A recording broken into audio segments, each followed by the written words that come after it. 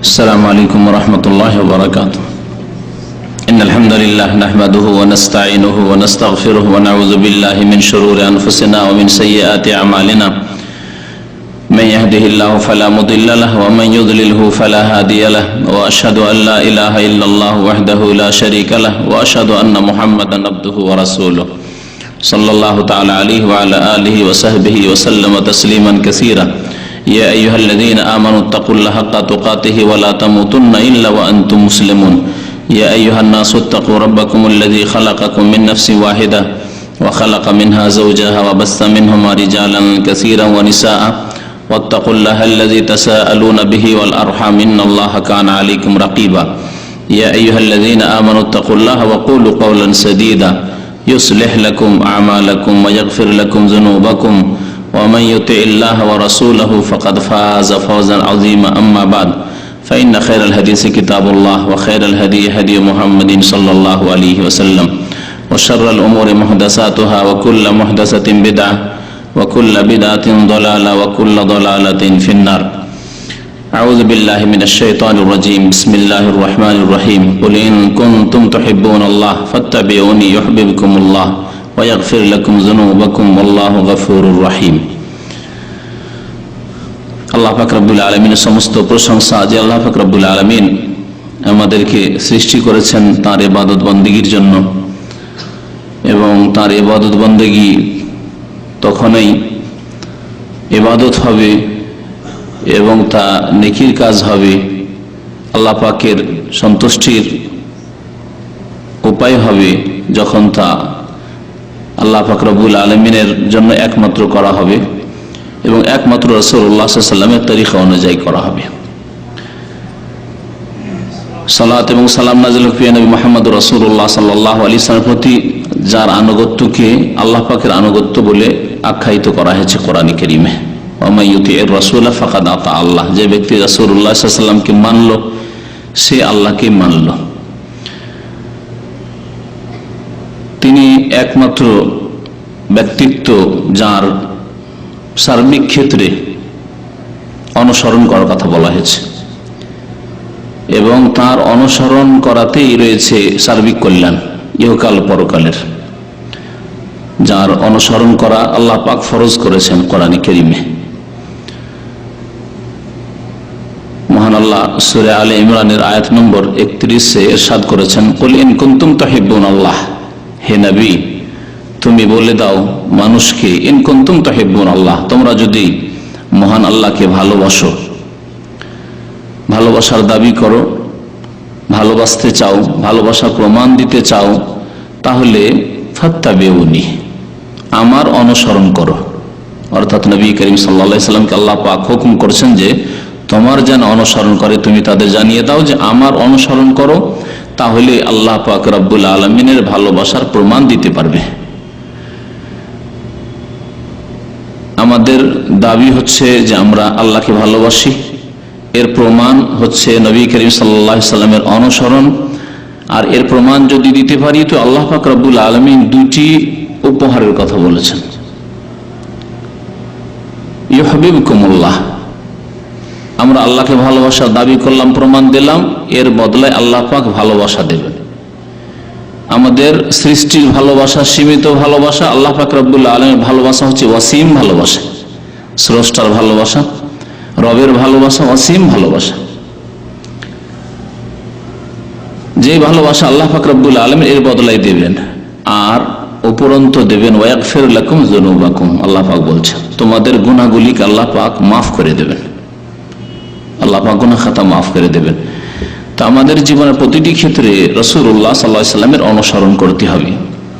আজকাল মৌসুম চলছে হজের, জিলহজ মাস শুরু হয়ে গেছে, জিলহজ মাসের আজকে 3 তারিখ চলে গিয়ে 4 তারিখ শুরু হয়ে গেল। সুতরাং এই দিনগুলিতে হজ সম্পর্কীয় অথবা হজের কাছাকাছি যেসব বিষয়গুলি রয়েছে, যেমন হাজী সাহেবরা হজে আসলে মদিনায় যান হজের আগে অথবা পরে, সুতরাং মদিনা সম্পর্কে, মদিনার জিয়ারত সম্পর্কে আলোচনা হওয়ার প্রয়োজন রয়েছে। আর আমাদের হজ সম্পর্কে এর আগে বিভিন্ন আলোচনায় বিস্তারিত আলোচনা হয়ে গেছে, শুক্রবারের আলোচনায়, মঙ্গলবার এর আগে কয়েক সপ্তাহের আলোচনায় বিভিন্ন দর্শের মাধ্যমে, বরং হজের খাস আমাদের স্পেশাল কোর্স হয়েছে শুক্রবার এশার পরে, প্রায় মাসখানেক ধরে সেই কোর্স চলছে এবং সেটা শেষ হয়ে গেছে। তো আজকে আলোচনা আপনাদের সামনে পেশ করব নবী করিম সাল্লাল্লাহু আলাইহি সাল্লামের শহর। এই শহর হচ্ছে মদিনাতুর রাসূল সাল্লাল্লাহু আলাইহি সাল্লাম, রাসূলুল্লাহ সাল্লাল্লাহু আলাইহি সাল্লামের শহর। মদিনা মানে যে কোনো শহর, যে কোনো সিটি।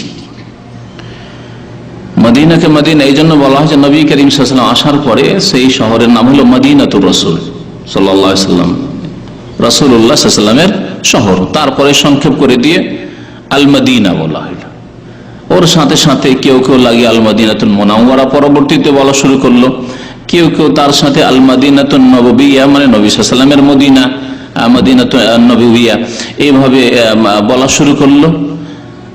নবী করিম সাল্লাল্লাহু আলাইহি সাল্লামের হিজরত করে আসার পূর্বে এই শহরের নাম ছিল ইয়াসরিব। জাহিলিয়াতের যুগের মুশরিকরা এবং ইহুদিরা যারা বসবাস করত মদিনায়, তারা এই শহরকে ইয়াসরিব বলতো। আল্লাহ পাক রব্বুল আলামিন সূরা আহজাবে ইয়াসরিব নাম উল্লেখ, ইয়া আহলা ইয়াসরিব লা মুকামা লাকুম, হে ইয়াসরিবের অধিবাসীরা। তো ইয়াসরিব আল্লাহ পাক রব্বুল উল্লেখ করেছেন। তবে নবী করিম সাল্লাল্লাহু আলাইহি সাল্লাম হিজরত করে মদিনায় কদম রাখার পর থেকে সাহাবায়ে কেরামগণকে নিষেধ করা হয়েছে ইয়াসরিব নামটি ব্যবহার করতে। সুতরাং আমরা সেই নামটি আর ব্যবহার করব না, বরং যেই নাম সাহাবায়ে কেরামরা ভালোবেসেছেন, যেই নাম রাসূলুল্লাহ সাল্লাল্লাহু আলাইহি ওয়াসাল্লাম শিখিয়েছেন, সেই নাম বলবো এই শহরের। তা হচ্ছে মদিনাতু রাসূলিল্লাহ সাল্লাল্লাহু আলাইহি ওয়াসাল্লাম, আল্লাহ রাসূল সাল্লাল্লাহু আলাইহি ওয়াসাল্লামের শহর। আর সংক্ষেপে যদি বলেন আল মদিনা, আল মদিনাতুল মুনাওয়ারা, তো আশা করি কোনো অসুবিধা, আল মদিনাতুন নববিয়া কোনো অসুবিধা নেই ইনশাআল্লাহ। এই মদিনা জিয়ারত সম্পর্কে আলোচনা করব বেশ কিছু দিক নিয়ে। মদিনা জিয়ারত করতে গিয়ে অধিকাংশ লোকেরা বাড়াবাড়ি করে। শয়তান মানুষকে গোমরাহ করে দুটো অস্ত্র দিয়ে, দুটো অস্ত্র দিয়ে শয়তান মানুষকে গোমরাহ পথভ্রষ্ট করে। একটি হচ্ছে বাড়াবাড়ির অস্ত্র, যা করতে হবে তার চাইতে বেশি বাড়িয়ে দেয়, বাড়াবাড়ির অস্ত্র ব্যবহার করে, যাকে আরবি ভাষায় ইফরাত বলা হয়। আর একটি অস্ত্র হচ্ছে শয়তানের, সেটা হচ্ছে ঘাটতি করার অস্ত্র। বাড়াবাড়ির বিপরীত ঘাটতি করা, তাফরিত। ইফরাত এবং তাফরিত এই দুই রকমের অন্যায় মানুষের দ্বারা করিয়ে মানুষকে এই জিন শয়তান, ইবলিশ শয়তান, তার অনুসারীরা জাহান্নামে নিয়ে যায়। আর হক সত্য সর্বদা হচ্ছে মধ্যপন্থা। আল্লাহ পাক মধ্যপন্থীদের প্রশংসা করেছেন এবং এই উম্মতকে উম্মাতে ওয়াসাত বলে আখ্যায়িত করেছেন। ওয়াকাযালিকা জাআলনাকা উম্মাতান ওয়াসাতা, এমনি ভাবে তোমাদেরকে উম্মাতে ওয়াসাত করেছি, মধ্যপন্থী জাতি করেছি। মধ্যপন্থা, মধ্যপন্থা মানে এই না যে ফরজ ছেড়ে দিয়ে মধ্যপন্থা, তাহলে ঘাটতি হয়ে গেল। ওয়াজিব ছেড়ে দিয়ে, সুন্নাত ছেড়ে দিয়ে মধ্যপন্থা না। মধ্যপন্থা অবলম্বন করতে হবে ফরজ আদায়ের মাধ্যমে, ওয়াজিবাত আদায়ের মাধ্যমে, সুন্নাত আদায়ের মাধ্যমে, মুস্তাহাব ভালো কাজ আদায়ের মাধ্যমে। এই ক্ষেত্রে গুলু অর্থাৎ সীমা লঙ্ঘন করা, বাড়াবাড়ি করা, যা আল্লাহ পাক চাপিয়ে দেননি, তার রাসূল সাল্লাল্লাহু আলাইহি ওয়াসাল্লাম দেননি, তা আপনি করছেন বিরুদ্ধ। নিজেকে কষ্ট দিয়ে অথবা অপর কষ্টের বোঝা চাপিয়ে দিয়ে, এর নাম হচ্ছে ইফরাত, বাড়াবাড়ি করা, যে কোনো ক্ষেত্রে হোক না কেন। এবং এই বাড়াবাড়ি সীমালঙ্ঘন করা ধ্বংসের কারণ। আগের জাতিগুলি নবী করিম সাল্লাল্লাহু আলাইহি ওয়াসাল্লাম এই জন্য তার উম্মতকে সতর্ক করে, ইয়াকুমুল গুলু, তোমরা বাড়াবাড়ি করিও না। মদিনার ক্ষেত্রে অধিকাংশ লোকেরা বাড়াবাড়ি করেছে। আরেক সেই লোক রয়েছে ঘাটতি করা, অর্থাৎ ফাসিক লোকেরা, যারা ফরজ ওয়াজিব আদায় করে না, জরুরি কাজ যেগুলি শরীয়তে সেগুলি আদায় করে না। 10 বছর থাকে, মদিনা জিয়ারতের তৌফিকই হয় না, ওমরা করার তৌফিক হয় না। ওমরা গেলে 2-4 বছর 5 বছরে 1-2টো ওমরা করেছে, আর হজ এখনো করেনি, এতেই খুশি যে ওমরা হজ করেছি। এ হচ্ছে ঘাটতি। ইসলাম হচ্ছে ঘাটতি আর বাড়তির মাঝখানে, বাড়াবাড়িও নেই ইসলাম, ইফরাতও নেই আর ঘাটতিও নেই, অর্থাৎ তাফরিত নেই। শয়তান এই দুইটি অস্ত্র ব্যবহার করে মানব জাতিকে পথভ্রষ্ট করেছে।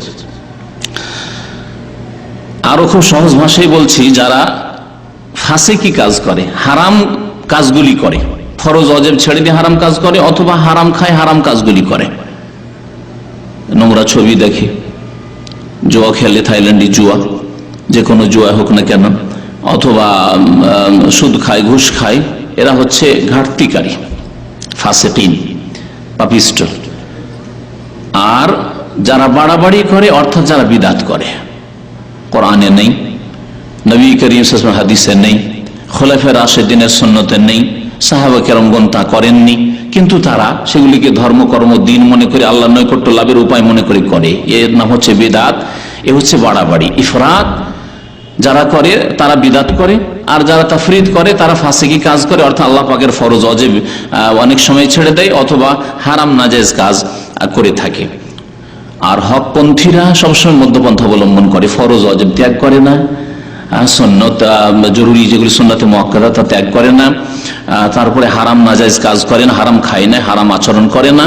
ওই রকমই আল্লাহ পাক যা দেননি, তার রাসূল সাল্লাল্লাহু আলাইহি ওয়াসাল্লাম দেননি তা করে না, তারা বাড়াবাড়ি করে না। নেকির কাজ তাই যে আল্লাহ পাক বলেছেন, তার রাসূল সাল্লাল্লাহু আলাইহি ওয়াসাল্লাম বলেছেন, তারা নিজের পক্ষ থেকে কল্পিত নেকির কাজ তৈরি করে নেয় না, যে এতেও নেকি আছে, এতেও নেই, এটাও তো ভালো কাজ, এ তো ভালোই লাগছে, এরকম কাজ তারা করে না। মনে রাখবেন, এই ক্ষেত্রে নবী করিম সাল্লাল্লাহু আলাইহি ওয়াসাল্লামের একটি হাদিস দিয়ে আলোচনা শুরু করেছে। নবী করিম সাল্লাল্লাহু আলাইহি ওয়াসাল্লাম বলেছেন, মান আমিলা আমালান লাইসা আলাইহি আমরুনা ফাহুয়া রাদ্দুন। কেউ যদি এমন কোন আমল করে যা আমার আদর্শ মোতাবেক নয়, লাইসা আলাইহি আমরুনা, আমার তরিকা অনুযায়ী নয়, ফাহুয়া রাদ্দুন, তাহলে তা হচ্ছে প্রত্যাখ্যাত।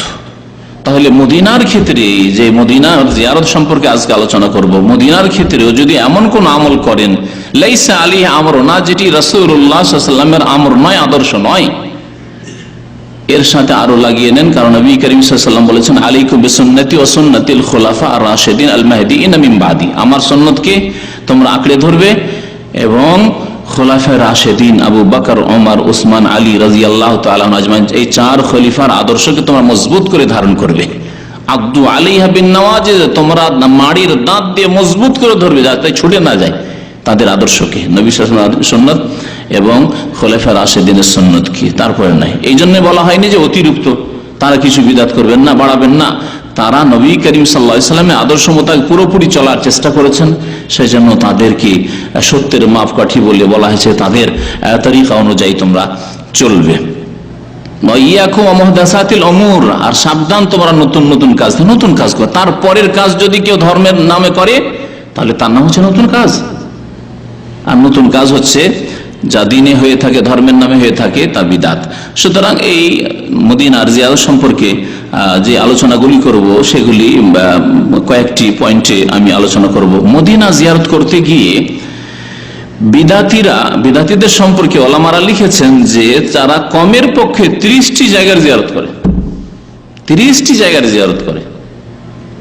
এমন কোন জায়গা, যেই জায়গা সম্পর্কে কোনো ঐতিহাসিক কিছু শুনেছে তা ছেড়ে দেয়নি। আর সেগুলির অনেকগুলি যেগুলি বিদাতি জায়গা ছিল, বিদাতি জিয়ারত হইতো, সেই জায়গাগুলি অনেকগুলিকে আলহামদুলিল্লাহ নিশ্চিহ্ন করে দেওয়া হয়েছে কোরআন সুন্নাহর অনুসারী সরকার আসার পরে। কিন্তু তার আগে যে বিদাতি সরকার ছিল তুর্কি আমলে, তখন বহু বিদাত আর শিরক হয়েছে ওই জায়গাগুলিতে গিয়ে, আর সেগুলি দ্বারা 30-এর মতো স্থানে তারা পৌঁছেছিল, যেই জায়গাগুলির মদিনা এসে জিয়ারত করে বেড়াতো। মদিনা এসে যেই জায়গাগুলি জিয়ারতে যেতে হবে সেগুলি মাত্র 5টি জায়গা, মাত্র 5টি জায়গা। 5টি জায়গা ছাড়া 6 নম্বর কোন স্থান নেই যেখানে মদিনা গিয়ে আপনি জিয়ারত করে বেড়াবেন নেকির উদ্দেশ্যে। আত্মীয় স্বজন আছে, পরিচিত লোকেরা আছে, অথবা কোনো ভালো প্রতিষ্ঠান আছে দেখতে যাবেন, মদিনা ইসলামী বিশ্ববিদ্যালয় দেখতে যাবেন আপনি, সেটা আপনার ধর্মীয় কোনো কাজ নয়, সেটা আপনার দিনের কোনো অঙ্গ নয়, যাচ্ছেন যে দেখি মদিনা ইসলামী বিশ্ববিদ্যালয়, আন্তর্জাতিক বিশ্ববিদ্যালয়, যেখানে সারা বিশ্বের সমস্ত দেশের ছেলেরা লেখাপড়া করে, দেখে আসি, এই জন্য গেলেন। কিন্তু ইবাদতের উদ্দেশ্যে বা নেকির আশায় সেখানে গেলে আল্লাহ পাকের সন্তুষ্টি লাভ হবে, আল্লাহ পাকের নৈকট্য লাভ হবে, এইরকম আশা করে 5টি জায়গা ছাড়া 6 নম্বরের কোনো জায়গা নেই। সেই জায়গাগুলোর কথা আজকে তুলে ধরবো।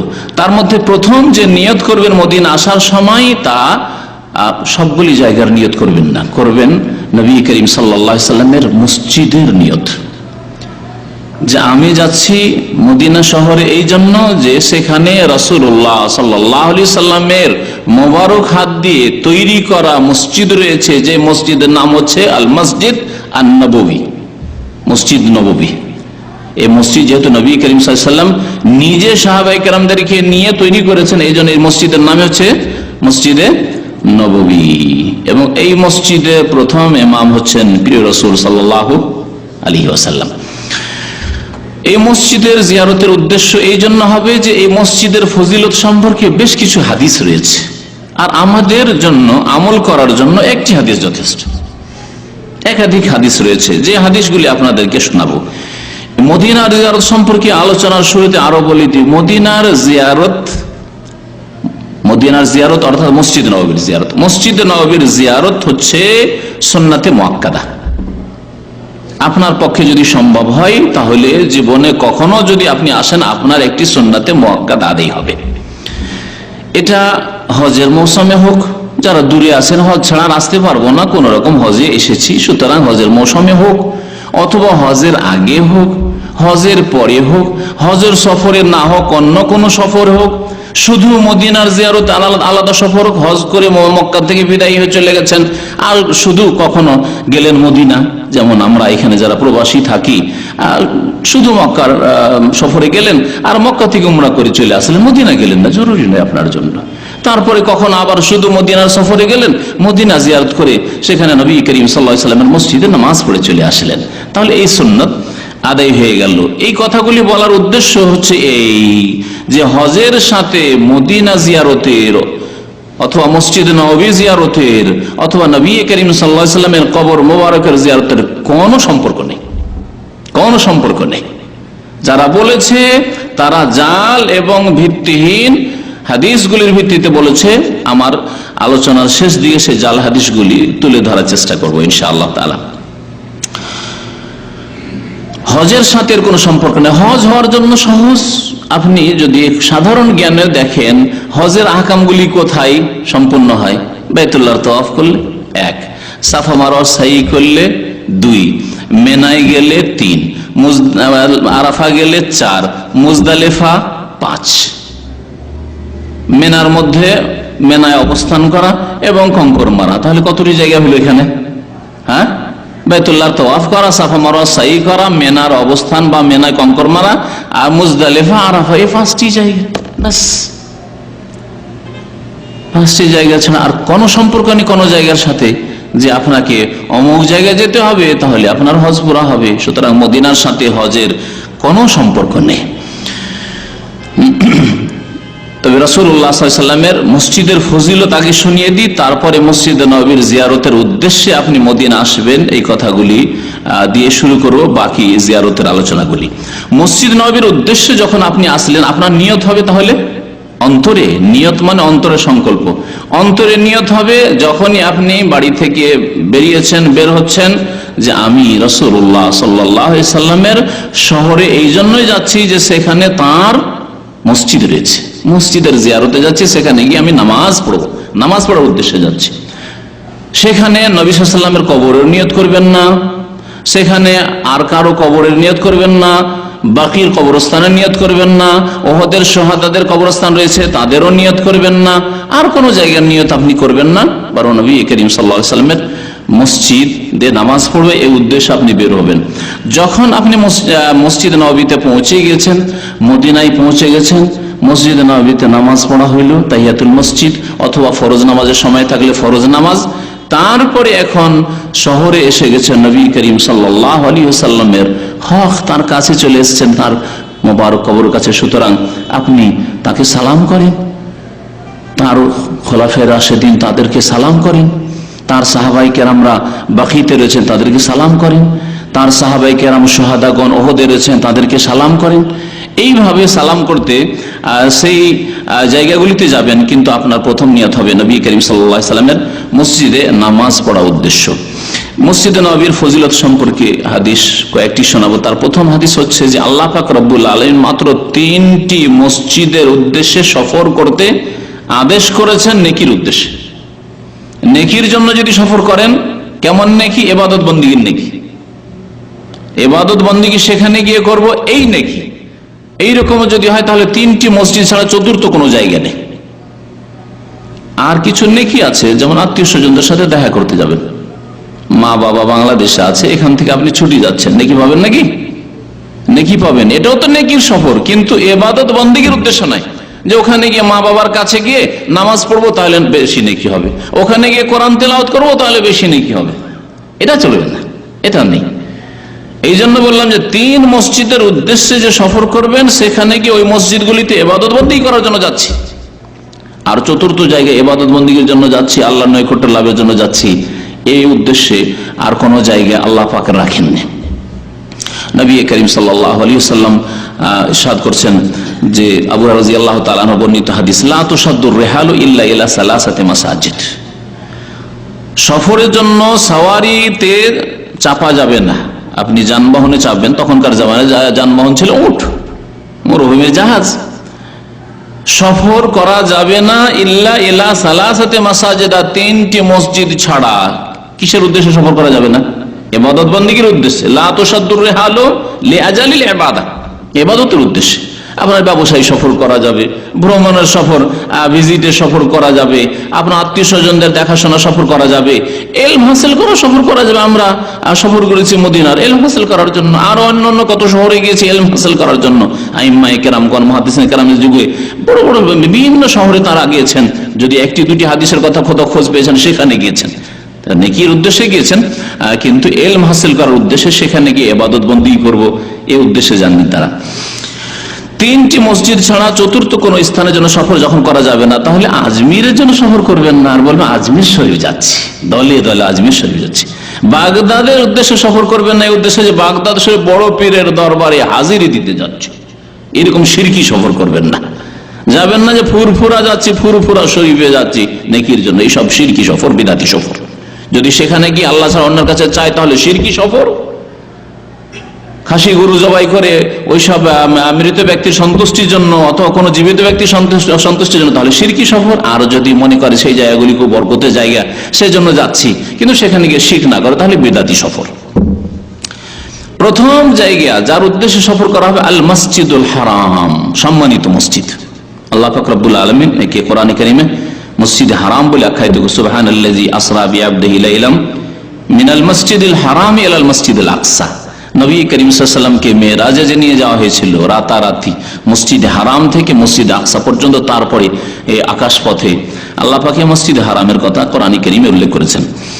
ও মসজিদি হাজা, আর আমার এই মসজিদ। তাহলে মসজিদ নববীর জিয়ারত হচ্ছে দ্বিতীয় পবিত্র স্থান, মুবারক স্থান, যে স্থানের জন্য সফর করা নবী করিম সাল্লাল্লাহু আলাইহি ওয়াসাল্লাম সফর করার জন্য উৎসাহিত করেছেন এবং তার ফজিলত বর্ণনা করেছেন। আমার এই মসজিদ ওয়াল মসজিদুল আকসা, এবং দূরের মসজিদ আকসা, এর কথা আল্লাহ পাক উল্লেখ করেছেন। মিনাল মসজিদুল হারাম ইলাল মসজিদুল আকসা, বাইতুল মুকাদ্দাসের মসজিদকে মসজিদ আকসা এই জন্য বলা হয় যে মদিনার তুলনায় মক্কাতুল মুকাররমা মসজিদ হারাম থেকে বাইতুল মুকাদ্দাসের মসজিদ অনেক দূরে। বুখারী এবং মুসলিমের হাদিস। তাহলে এই হাদিস প্রমাণ করে যে মসজিদ নববীর বিশেষ ফজিলত রয়েছে। এই জন্য দুনিয়ায় মাত্র 3টি মসজিদের সফর করা যাবে, তার একটি হচ্ছে নবী করিম সাল্লাল্লাহু আলাইহি ওয়াসাল্লাম মসজিদ। আরেকটি হাদিস রয়েছে যাতে মসজিদে নববীতে নামাজ পড়লে কি ফজিলত পাবেন তার কথা রয়েছে, বুখারী মুসলিমের হাদিস। সালাতুন ফি মসজিদি হাযা খায়রুম মিন আলফি সালাতিন ফিমা সিওয়াহু ইল্লাল মসজিদাল হারাম। সালাতুন ফি মসজিদি হাযা, আমার এই মসজিদে নামাজ পড়া, নবী করিম সালাতুন বলেছেন। সুতরাং আমাদের দেশের কিছু আলেমদের, এইরকম বেশ কিছু আলেমদের যে এতে প্রশস্ততা রয়েছে যে না, কোরআন তেলাওয়াত যদি করে মসজিদে নববীতে মসজিদে হারামে তাতেও ওই রকম 1000 গুণ পাবে, মসজিদে নববীতে করে ওতেও 1000 গুণ পাবে। দামামে বসে তেলাওয়াত করেন আর এখান থেকে গিয়ে আপনি মসজিদে নববীতে তেলাওয়াত করেন, তাদের কথা হলে না তেলাওয়াতও ওই রকম পাওয়া যাবে। যদি ওখানে গিয়ে রোজা রাখে ওতেও ওই রকম 1000 গুণ বেশি পাবে। ওখানে গিয়ে যদি দান খেরাত করে ওতেও 1000 গুণ বেশি পাবে। ওতে গিয়ে যদি আর কিছু জিকির আজকার করে মসজিদে নববীতে বসে তাহলে ওতে 1000 গুণ পাবে। এগুলি কথা মন গড়া কথা। নবী করিম সাল্লাল্লাহু আলাইহি ওয়াসাল্লাম বলেন ইবাদাতুন, বলেননি, কি বলেছেন? সালাতুন বলেছেন। তাহলে আপনি কি করে রোজা, যাকাত, হজ, দান খেরাত সব জিকির আজকার সব শামিল করে দিবেন? সালাতুন ফি মসজিদি হাযা, আমার এই মসজিদে নামাজ পড়া, এক নামাজ, সালাতুন মানে এক নামাজ, খায়রুম মিন আলফি সালাতিন ফি মা, অন্যান্য মসজিদের তুলনায় 1000 নামাজ চাইতে উত্তম, 1000 নামাজ চাইতে উত্তম। খায়রুম মিন আলফি সালাতিন, স্পষ্ট। খায়রুম মিন আলফি সালাহ, হাজার নামাজ চাইতে উত্তম। তাহলে এই হাজার নামাজ চাইতে উত্তম হবে, এটি হচ্ছে সহিহ হাদিস, বুখারী মুসলিমের হাদিস। একটি জয়ীফ হাদিস আছে, অত্যন্ত দুর্বল হাদিস, 50,000 হাদিস। আর আমাদের দেশের যে ধর্মীয় কিতাবগুলিতে যেখানে মদিনার ফজিলত বয়ান করা হয়েছে, সেখানে 50,000 হাদিস শোনানো হয়েছে। 50,000 হাদিস বক্তারা শুনিয়ে থাকে। বক্তারা এসব কথা, ওই সব বিদাতি বা যারা সহিহ জয়ীফের পার্থক্যই বুঝে না, তাদের কিতাবগুলি পড়ে থাকে, ওই কিতাবগুলিতে রয়েছে। নবী করিম সাল্লাল্লাহু আলাইহি ওয়াসাল্লামের সহিহ হাদিস হচ্ছে 1000 গুণ। ইল্লাল মসজিদ আল হারাম, তবে মসজিদে হারামকে পারবে না। মসজিদে হারাম ফজিলত কত? 100 আলফে সালাহ, 1 লক্ষ, 1 লক্ষ অন্যান্য মসজিদের তুলনায়। আর নবী করিম সাল্লাল্লাহু আলাইহি ওয়াসাল্লাম মসজিদের তুলনায় কত হবে দেখি, হিসাব, দ্রুত হিসাব। 100, এখানে 1000 আর ওখানে 100,000, 1 লক্ষ, তাহলে 100 গুণ বেশি। মসজিদ নবীতে কেউ যদি নামাজ পড়ে, তার 100 গুণে বেশি পাবে মসজিদে হারামে নামাজ পড়লে। জি। নবী করিম সাল্লাল্লাহু আলাইহি ওয়াসাল্লামের আরেকটি হাদিস, আবু হুরায়রা রাদিয়াল্লাহু তাআলা আনহু বর্ণনা করেন সবগুলি হাদিস। সামিআতু রাসূলুল্লাহ সাল্লাল্লাহু আলাইহি ওয়াসাল্লাম ইয়াকুল, আমি রাসূলুল্লাহ সাল্লাল্লাহু আলাইহি ওয়াসাল্লাম বলতে শুনেছি, মান জা মসজিদে হাযা, যে ব্যক্তি আমার এই মসজিদে আসলো, লাম ইয়াতি ইল্লা লিখাইরিন, সেই ব্যক্তি কল্যাণ ছাড়া কোনো অমঙ্গলের উদ্দেশ্যে আসেনি, কোনো খারাপ নিয়ত নিয়ে আসেনি। মদিনা না শিরক বিদআত করার জন্য গিয়েছে, আর না চুরি করার জন্য, পকেটমারি করার জন্য গিয়েছে, আর না অন্য কোনো কাজে গেছে। অনেকে পেটের ধান্দা, শুধু পেটের জন্য গিয়েছে। এই জন্য আমি একটি আলোচনায় কিছুদিন আগে বলেছি, যারা সৌদি আরব আমরা এসেছি প্রবাসী, তাদের 3টি নিয়ত রাখা উচিত। একটি নিয়ত রাখবেন না, তুচ্ছ নোংরা নিয়ত রাখবেন না, 3টি নিয়ত রাখবেন। সবচাইতে প্রথম যে নিয়ত রাখবেন সেটা হচ্ছে যে রাসূলুল্লাহ সাল্লাল্লাহু আলাইহি ওয়াসাল্লামের দেশ থেকে মদিনার কাছাকাছি এসেছি, সেখান থেকে সহিহ ইলম নিয়ে যাব, সহিহ আকীদার ইলম নিয়ে যাব, সহিহ সুন্নাতের ইলম নিয়ে যাব। কারণ ইলমের ফজিলত আমল চেয়ে বেশি। প্রথম নিয়ত প্রবাসীরা রাখবেন যে আমরা এখান থেকে সঠিক দ্বীন ইসলামের ইলম হাসিল করে দেশে গিয়ে প্রচার করব, ইলম হাসিল করা। 2 নম্বর নিয়ত রাখবেন যে যখন মক্কা মদিনার কাছে এসেছি তো হজ করব, ওমরা করব, নবী করিম সাল্লাল্লাহু আলাইহি ওয়াসাল্লাম মসজিদে নামাজ পড়ব, মসজিদে হারামে নামাজ পড়ব। এটা হচ্ছে দ্বিতীয় সৎ উদ্দেশ্য, সেটাও ইবাদত, দুটোই নেকির কাজ। তৃতীয় উদ্দেশ্য হবে যে হালাল রুজি এখান থেকে হাসিল করব, হারাম নয়। এই 3টি উদ্দেশ্য রাখবেন। আল্লাহ পাক যেন সবাইকে তৌফিক দান করেন। চতুর্থ উদ্দেশ্য রাখবেন না যে হালাল হোক আর হারাম হোক, পয়সা হলি হল, হালাল হোক আর হারাম হোক, যেখান থেকে হোক না কেন, পয়সার জন্য এসেছি। এখানে কি ইসলামের কথা শোনার জন্য এসেছি নাকি? এখানে কি আর ওই ইসলামের সেন্টারে যাওয়ার জন্য এসেছি নাকি? এক শ্রেণী ফাসিক পাপিস্টরা বলে ও পয়সার বান্দা, আব্দুদ্দিন আর যেখান থেকে হোক না কেন পয়সার জন্য এসেছে। আল্লাহ পাক যেন আমাদের নিয়তটাকে সৎ করার তৌফিক দান করে। ইন্নামাল আমালু বিন্নিয়াত, মানুষের কর্ম নির্ভর করে নিয়তের উপর। আল্লাহ পাক যা রুজি ভাগ্য আছে তাই পাবেন আপনি, কিন্তু নিয়তের জন্য 3টি পেলেন আপনি, এলিমও পেলেন আপনি, ইবাদত বন্দেগী হজ উমরাও পেলেন, মসজিদ হারাম মসজিদ নববীর নামাজ পড়ার নেকিও পেলেন। আর মাশাআল্লাহ আল্লাহ পাক হালাল রুজিও দিয়েছে আলহামদুলিল্লাহ। শুধু ওই ফাসিকদেরকে পয়সা দিয়েছে আর সৎ লোকদেরকে দেয়নি, আল্লাহ পাক অবশ্যই দিয়েছেন আলহামদুলিল্লাহ। এবং এই ভাগ করা আছে আল্লাহ পাকের 7 আসমানের উপর থেকে। আর দুনিয়া আসমান জমির সৃষ্টির অনেক আগে আল্লাহ পাক এই তকদিরের ভাগ করে রেখেছেন, কেউ বাড়াতে পারবে না, কেউ কমাতে পারবে না। নবী করিম সাল্লাল্লাহু আলাইহি ওয়াসাল্লাম বলছেন, যে ব্যক্তি আমার মসজিদে আসলো, লাম ইয়াতি ইল্লা লিখাইরিন, কল্যাণের উদ্দেশ্যে আসলো, ইয়াতাআল্লামু, হয় ইলম শেখার জন্য, হয় মদিনা গেল যে ওখানে গিয়ে কিছু শিখবো ছাত্র হয়ে, আও ইউআল্লিমু, অথবা কাউকে শেখানোর জন্য গেল, কোন দ্বীনি আলোচনা, আল্লাহ পাক এরকম যোগ্যতা সেখানে দ্বীনি আলোচনা করার জন্য গেল, অথবা সেখানে কাউকে শেখানোর জন্য দর্শতাদির সেজন্য গেল, ফাহুয়া বিমানজিলাতিল মুজাহিদ ফি সাবিলিল্লাহ, তাহলে সেই ব্যক্তি আল্লাহর রাস্তার মুজাহিদের মর্যাদা হাসিল করবে।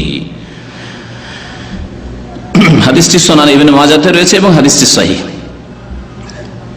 এখন আপনাদের সামনে আলোচনাতে বলেছি যে 5টি স্থানের জিয়ারত করতে হবে। তার প্রথম হচ্ছে যে উদ্দেশ্যে আপনি সফর করেন সেটা হচ্ছে রাসূলুল্লাহ সাল্লাল্লাহু আলাইহি সাল্লামের মসজিদে নববী। মসজিদ নববীতে যখন আপনি পৌঁছিবেন তখন কি কি কাজগুলি করবেন সেটা আপনাদেরকে এখন বলি। মসজিদ নববীতে যখন পৌঁছিবেন তখন আপনি আপনার ইখলাস অন্তরের, আল্লাহ সন্তুষ্টির জন্য আমি এসেছি মদিনায় এবং রাসূলুল্লাহ সাল্লাল্লাহু আলাইহি ওয়াসাল্লাম মসজিদে আমি নামাজ পড়ার জন্য এসেছি, এখানে আল্লাহ পাকের কাছে আমি দোয়া করব। এই জন্য নয় যে নবী সাল্লাল্লাহু আলাইহি ওয়াসাল্লাম কবরের পাশে দোয়া করলে দ্রুত কবুল হবে, এরকম কথা নাই, এটা বেদাতি ধারণা। আমি রাসূলুল্লাহ সাল্লাল্লাহু আলাইহি ওয়াসাল্লামের মোবারক হাত দিয়ে তৈরি করা মসজিদে নামাজ পড়ে দোয়া করব, জিকির আজকার করব, তাসবিহ তাহলিল করব, আল্লাহ পাক রব্বুল আলামিন আমার গুনাহ খাতা মাফ করবেন এবং এখানে আল্লাহ পাক আমার দোয়া শুনবেন। এই জন্য এইভাবে আল্লাহ পাক মুবারক জায়গা, তখন আল্লাহ পাক রব্বুল আলামিন আমার দোয়া তওবা শুনবেন ইনশাআল্লাহ। এইভাবে সেখানে আপনি পৌঁছিবেন। যখন মসজিদে নববীতে পৌঁছিবেন তখন অন্য মসজিদে প্রবেশ করার যে আদব কায়দাগুলি রয়েছে সেইভাবে মসজিদে নববীতে আপনি প্রবেশ করুন। তার জন্য আলাদা কোনো আদব কায়দা নেই যে অতিরিক্ত কিছু রয়েছে যেগুলি করবেন, এমন বিষয় নাই। বরং মসজিদে প্রবেশ করলে ডান পা প্রথমে মসজিদে রাখতে হয় এবং বলতে হয় বিসমিল্লাহি ওয়াসসালাতু ওয়াসসালামু আলা রাসূলিল্লাহ। নবী সাল্লাল্লাহু আলাইহি ওয়াসাল্লামের মসজিদে প্রবেশ করলে, মসজিদ নববীতে অথবা যে কোনো মসজিদে, আপনি ছোট মসজিদে, বড় মসজিদে, যে কোনো দুনিয়ার মসজিদে আপনি প্রবেশ করেন, বলবেন বিসমিল্লাহি ওয়াসসালাতু ওয়াসসালামু আলা রাসূলিল্লাহ। তো নবী করিম সাল্লাল্লাহু আলাইহি ওয়াসাল্লামের সালাত সালাম পেশ করার জন্য কবরের কাছে যেতে হবে কথা নাই। সারা দুনিয়ার যে কোনো মসজিদ আপনি নামাজ পড়ছেন, 5 ওয়াক্ত নামাজে মসজিদে ঢোকার সময় বলছেন বিসমিল্লাহ ওয়াসসালাতু ওয়াসসালামু আলা রাসূলিল্লাহ। সালাত এবং সালাম রাসূলুল্লাহ সাল্লাল্লাহু আলাইহি ওয়াসাল্লামের উপর পেশ করে দেওয়া হলো এবং আল্লাহ পাক রব্বুল আলামিন অসংখ্য ফেরেশতা দুনিয়ায় ছেড়ে রেখেছেন। নবী করিম সাল্লাল্লাহু আলাইহি ওয়াসাল্লামের হাদিস সুনানে নাসাইতে রয়েছে এবং হাদিসটি সহিহ যে ইন্না লিল্লাহি মালাইকাতান সাইয়াহিন, আল্লাহ পাক রব্বুল আলামিনের অসংখ্য ফেরেশতা রয়েছেন ভ্রমণকারী ফেরেশতা, সাইয়াহিন, তারা ভ্রমণ করে থাকেন। ইউবাল্লিগুনি মিন উম্মতি সালাম, আমার উম্মতের সালামগুলি আমার পর্যন্ত পৌঁছে দেয় তারা। তারা আপনি যে কোনো মসজিদে প্রবেশের সময় যে বললেন বিসমিল্লাহ ওয়াসসালাতু ওয়াসসালামু আলা রাসূলিল্লাহ, ফেরেশতারা নিলেন আর আমলনামায় লিখলেন, আর দ্রুত যারা লিখার তারা লিখলেন যে ফেরেশতারা লেখার জন্য নিযুক্ত রয়েছেন, আর যারা নিয়ে যাওয়ার তারা দ্রুত নিয়ে গিয়ে নবী করিম সাল্লাল্লাহু আলাইহি সাল্লামের খেদমতে পেশ করে ইউবাল্লিগুনি, আমাকে উম্মতের সালামগুলি পৌঁছে দেওয়া হয়। সুতরাং মাধ্যম দিয়ে সালাম, মানুষের মাধ্যম দিয়ে পৌঁছাবার দরকার নাই। আপনি যে কোনো জায়গায় দরুদ এবং সালাম পড়বেন, নবী করিম সাল্লাল্লাহু আলাইহি সাল্লামকে আল্লাহ পাক উত্তম পন্থায়, উত্তম সোর্সে আল্লাহ পাক পৌঁছে দেবেন ফেরেশতাগণের মাধ্যমে, যাদের ভুল হয় না, যারা ভুল ত্রুটি করেন না, যারা আল্লাহ পাকের নাফরমানি করেন না। লা ইয়াসুন আল্লাহ মা আমারাহুম ওয়া ইয়াফআলুনা মা ইউমারুন, তাদের সম্পর্কে আল্লাহ বলেছেন তারা নাফরমানি করেন আল্লাহ পাক রব্বুল, বরং যা কিছু আদিষ্ট তারা হন তাই তারা করে থাকেন। মসজিদে প্রবেশ করার সময় আরো যে দোয়া রয়েছে, আউযু বিল্লাহিল আযীম ওয়া বিওয়াজহিল কারীম ওয়া সুলতানিহিল কাদীম মিনাশ শাইতানির রাজীম, এই দোয়া অন্য মসজিদের জন্য, অন্য মসজিদে নববীর জন্য। তারপরে আল্লাহুম্মা আফতাহ লি আবওয়াবা রাহমাতিক, আল্লাহুম্মা আফতাহ লি আবওয়াবা রাহমাতিক। মসজিদে প্রবেশ করার সময় আল্লাহর রহমত চাইবেন, কারণ মসজিদের ভিতর হচ্ছে রহমতের স্থান। আর মসজিদ থেকে বের হওয়ার সময় রহমত চাইবেন না, কারণ মসজিদের বাইরে রহমতের স্থান নয়, সেখানে আল্লাহ পাকের রুজির স্থান, অনুগ্রহের স্থান। সুতরাং বলে আল্লাহুম্মা ইন্নী আসআলুকা মিন ফাদলিকা, বের হওয়ার সময় কি বলবেন? আল্লাহুম্মা ইন্নী আসআলুকা মিন ফাদলিকা, হে আল্লাহ তোমার এখন রুজি চাই। ফাদল মানে তোমার অনুগ্রহ, অর্থাৎ তোমার রুজি চাই। বাইরে এখন রুজির প্রয়োজন, নামাজ পড়া হয়েছে, এখন রুজি রোজগারের প্রয়োজন, টাকা পয়সার প্রয়োজন, আমার খাবার পানীয়ের প্রয়োজন, তা তোমার কাছে চাই। এই জন্য জুমার দিনের সম্পর্কে আল্লাহ পাক কোরআনে কারীমে বলেছেন ফাইজা কুজিয়াতিস সালাহ, যখন নামাজ জুমার হয়ে যাবে ফান্তাশিরু ফিল আরদ, তখন দুনিয়ার যেখানে যাওয়ার সেখানে তোমরা ছড়িয়ে পড়ো। ওয়াবতাগু মিন ফাদলিল্লাহ, আর আল্লাহর অনুগ্রহ সন্ধান করো, মানে রুজি সন্ধান করো। তো এখানে কোরআনে কারীমের এই আয়াতে ফাদলুল্লাহ মানে আল্লাহর রুজি, আর আপনার দুয়াই যখন মসজিদ থেকে বের হচ্ছেন তখন বলে আল্লাহুম্মা ইন্নী আসআলুকা মিন ফাদলিকা, মানে তোমার রুজি চাই আল্লাহ। এখন মসজিদ থেকে বের হলাম, তুমি রুজি রোজগারের ব্যবস্থা করো, ছেলে মেয়ে আছে, আমার নিজের পেট আছে, আমার দায়িত্ব আছে, মাতা পিতা আছে ইত্যাদি। তারপরে মসজিদে প্রবেশ করে প্রথম কাজ হচ্ছে তাহিয়াতুল মসজিদ পড়া বসার আগে। আর আমাদের দেশের মানুষরা জুমার দিন নবী করিম সাল্লাল্লাহু আলাইহি ওয়াসাল্লামের নাফরমানি করার জন্য, অজ্ঞতার কারণে হোক আর বিদআত মগজে ঢুকে থাকার কারণে হোক, প্রথম 1 মিনিট না হয় আধা মিনিটের জন্য, কিছুক্ষণের জন্য বসবে, বসার পরে উঠে সুন্নাত শুরু করবে। দেখেছেন না? দেখেননি? দেখেছেন না? বলেন দেখি। নবী করিম সাল্লাল্লাহু আলাইহি ওয়াসাল্লাম আমভাবে বলেছেন যে কোনো সময় মসজিদে যখন প্রবেশ করবে তখন ফালা ইয়াজলিস, অতক্ষণ বসবে না, হাত্তা ইউসাল্লি রাকাত ইজা দাখালা আহাদুকুম মসজিদা, যখন যে কোনো সময় মসজিদে প্রবেশ করবে তোমাদের কেউ, ফালা ইয়াজলিস, অতক্ষণ বসবে না, বসা নিষেধ, হাত্তা ইউসাল্লি রাকাতান, যতক্ষণ পর্যন্ত 2 রাকাত নামাজ না পড়বে। কমের পক্ষে এই হুকুম হচ্ছে সুন্নাতে মুআক্কাদা, ইমাম আহমদ রাহমাতুল্লাহ আলাইহির মতে ওয়াজিব। তাহিয়াতুল মসজিদ বসবে না, নিষেধ, এই নয় যে শুধু ফজিলত বয়ান করা হয়েছে দিনে রাতের 12 রাকাত সুন্নতের মতো, যে পড়ো তাহলে জান্নাতে একটা বালাখানা পাবে, জান্নাতে একটা অট্টালিকা পাবে, রাজ প্যালেস পাবে, কথা বলা হয়নি। বরং বলা হয়েছে বসবে না 2 রাকাত নামাজ না পড়ে, তাই এটা হচ্ছে মসজিদের হক। নবী সাল্লাল্লাহু আলাইহি ওয়াসাল্লাম জুমার দিন সম্পর্কে বলছেন, ইযা জা আহাদুকুম ইয়াউমাল জুমাতি, জুমার দিনে যখন মসজিদ আসবে, ফালা ইয়াজলিস, ইযা জা আহাদুকুম মসজিদা ইয়াউমাল জুমা, জুমার দিনে যখন তোমাদেরকে মসজিদ আসবে, ফালা ইয়াজলিস, অতক্ষণ বসবে না যতক্ষণ 2 রাকাত নামাজ না পড়ে নেবে। আর আমাদের দেশে খুতবা শুরু হয়ে গেল তো একেবারে হারাম হয়ে গেল, হাদিসের বিরোধিতা করে নামাজ হারাম হয়ে গেল। আর খুতবা না শুরু হইলো, কিছুক্ষণের জন্য বসে ওই হাদিসের বিরোধিতা করে তারপর ওইটা সুন্নাত শুরু করতে দেখা যায়। আশ্চর্য কথা। নবী করিম সাল্লাল্লাহু আলাইহি ওয়াসাল্লাম মসজিদ হোক অথবা অন্য কোনো মসজিদ হোক, যখন প্রথম প্রবেশ করবেন তখন সেখানে কমের পক্ষে 2 রাকাত নামাজ তাহিয়াতুল মসজিদ পড়বেন। আর মসজিদ নববীর যেহেতু আলোচনা চলছে, সুতরাং এই নামাজ যদি, এই নামাজের জন্য প্রথম কাতারে যাওয়া বেশি ফজিলতের কাজ নয়, বরং ফরজ নামাজের জন্য প্রথম কাতারে বেশি ফজিলত রাখে। ফরজ নামাজের ক্ষেত্রে কেউ মনে করবেন না যে রিয়াজুল জান্নায় যদি রাউদায় নামাজ পড়ি তাহলে বেশি ফজিলত পাবো। ফরজ নামাজের ক্ষেত্রে যত আগের কাতারে যাবেন তত বেশি ফজিলত। কারণ নবী সাল্লাল্লাহু আলাইহি ওয়াসাল্লাম জামানায় যে মসজিদ ছিল, সে মসজিদ চাইতে সামনের দিকে, কিবলার দিকে আরো বেশ কয়েক কাতার বাড়িয়ে দেওয়া হয়েছে। তাহলে সামনের কাতারে ইমামের কাছাকাছি যত বেশি যেতে পারেন তত বেশি নেকি রয়েছে কোন নামাজে? ফরজ নামাজে। পক্ষান্তরে তাহিয়াতুল মসজিদ পড়ার ক্ষেত্রে অথবা নফল নামাজ পড়ার ক্ষেত্রে মসজিদ নববীতে কোন জায়গার বেশি ফজিলত বলবেন? রিয়াজুল জান্নাহ, রাউদার বেশি ফজিলত। রাউদা, ওই জায়গাটির নাম হচ্ছে রাউদা। কিন্তু আমাদের দেশের বিদাতি কি বলে, বিদাতি বক্তারা, বিদাতি সমাজের লোকের রাউদা মানে নবী সাল্লাল্লাহু আলাইহি ওয়াসাল্লাম কবরকে রাউদা বলে। আর যে কবরগুলি পীরদের কবর, যে পীরদের কবর যারা মুরিদ বানাইতো আর মারা গেছে, আর কবরগুলি পাকা হয়েছে বিশেষ করে, সেই কবরগুলি হচ্ছে মাজার। আর নিজেরা বাবা মায়ের কবর হচ্ছে কবর। আল্লাহর নবী সাল্লাল্লাহু আলাইহি ওয়াসাল্লামের কবরকে কবর বলা বেয়াদবি মনে করে বিদাতিরা, এটা বিদাতিদের লক্ষণ। যে পাকা কবরগুলি রয়েছে, যেগুলির পূজা হচ্ছে, যেগুলিতে শিরক হচ্ছে, চাদর চড়ানো রয়েছে, সেই কবরগুলিকে মাজার ছাড়া কেউ যদি কবর বলে, শাহজালাল কবর, আরে কোন ওয়াহাবি আছে শাহজালাল কবর, ফুরফুরার পীরের কবর, খাজা মঈনুদ্দিন চিশতির কবর, আব্দুল কাদের জিলানীর কবর বলেই দেখেন আপনার উপর কি ফতোয়া লাগে। অথচ নবী করিম সাল্লাল্লাহু আলাইহি ওয়াসাল্লাম একবার আমি কয়েক বছর আগে এক আলোচনায় নবী সাল্লাল্লাহু আলাইহি ওয়াসাল্লামের কবরকে সাহাবায়ে কেরামরা কবর বলেছেন, এর উপর অনেকগুলি হাদিস জমা করেছিলাম, অনেকগুলি হাদিস। তার মধ্যে বেশ কিছু হাদিস আমার কোন একটা আলোচনায় ওয়াফাতে রাসূল বলে তখন অডিও রেকর্ড হইতো, আলোচনাতে আমি পেশ করেছি যে মা আয়েশা রাদিয়াল্লাহু তাআলা আনহা, সাহাবা আব্দুল্লাহ বিন ওমর, আব্দুল্লাহ বিন আব্বাস, সাহাবায়ে কেরামরা কবরুন নবী সাল্লাল্লাহু আলাইহি ওয়াসাল্লাম, নবী সাল্লাল্লাহু আলাইহি ওয়াসাল্লাম কবর বলতেন।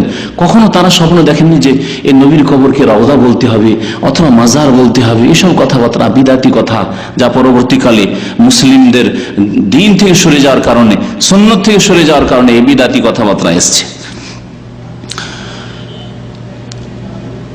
বলছিলাম যে মসজিদ নববীতে এই রাউদায় নামাজ পড়া, এখানে আরো চিন্তা করেন যে রাউজায় নামাজ পড়া, নামাজ কি কবর পড়ে জায়েজ? যদি রাউজা মানে কবর হয় নবী সাল্লাল্লাহু আলাইহি ওয়াসাল্লামের, কবর পড়ে নামাজ পড়া জায়েজ? হারাম। লানাতুল্লাহি আলাল ইয়াহুদি ওয়ান নাসারা ইত্তাখাযু কুবুর আনবিয়াহিম মাসাজিদা, ইহুদি এবং খ্রিস্টানদের উপর আল্লাহর লানত হয়েছে যে তারা তাদের নবী গণের কবরগুলিকে তারা সিজদার স্থানে পরিণত করেছিল। কেউ যদি কবরের উপর নামাজ পড়ে বা কবরকে সামনে করে নামাজ পড়ে তাহলে লানত হবে, ইহুদি নাসারাদের উপর যেমন লানত হয়েছে। কবরের উপর কখনো নামাজ জায়েজ নয়। তাহলে কবরকে তাহলে রওজা বলা হয় না, রওজায় নামাজ পড়তে, অর্থাৎ সহজ করে সাধারণ মানুষকে বোঝানোর জন্য মসজিদ নববীতে যেখানে সাদার ওপর নকশাওয়ালা কার্পেট, কার্পেটের রং সাদা, ওর উপর নকশা রয়েছে, ওই এলাকার হচ্ছে রিয়াজুল জান্নাহ বা রাউযাতুম মিন রিয়াজিল জান্নাহ। আর বাকি গোটা মসজিদে লাল কার্পেটে নকশা রয়েছে। এটা সাধারণ মানুষকে বোঝাবার জন্য। আর হাদিসে কি বলা হয়েছে? মা বাইনা বাইতি ওয়া মিম্বারি রাউযাতুম মিন রিয়াজিল জান্নাহ, আমার ঘর এবং আমার মেম্বারের মাঝখানের স্থানটুকু হচ্ছে রাউযাতুম মিন রিয়াজিল জান্নাহ, জান্নাতের বাগান সমূহের একটি বাগান। রওজা মানে একটি বাগান, আর রিয়াজ মানে অনেকগুলি বাগান। এই যে রিয়াজ শহর ওই রওজার জামা, অনেকগুলি বাগান যেখানে গাছপালা অনেক বেশি আছে। রিয়াজ যে কোনো জায়গায় আপনি রিয়াজ বলতে যেখানে গাছপালা বেশি, আমাদের দেশে সব জায়গায় গাছপালা, সবগুলি রিয়াজ। তো নবী করিম সাল্লাল্লাহু আলাইহি ওয়াসাল্লামের এই রওজা যে জায়গাটিকে বলা হয়েছে, এই জায়গায় নামাজ পড়া বেশি ভালো। কারণ সহিহ বুখারীর হাদিস যে আমার ঘর এবং আমার মিম্বারের মাঝখানের স্থান হচ্ছে জান্নাতের বাগান সমূহের একটি বাগান।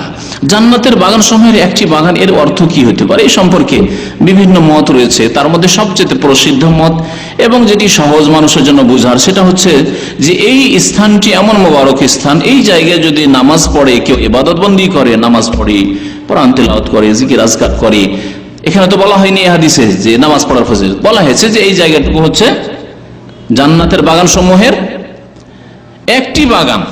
এখানে নামাজ পড়লে কি পাওয়া যাবে অথবা এখানে করে তেলাওয়াত করলে এসব বলা হয়নি।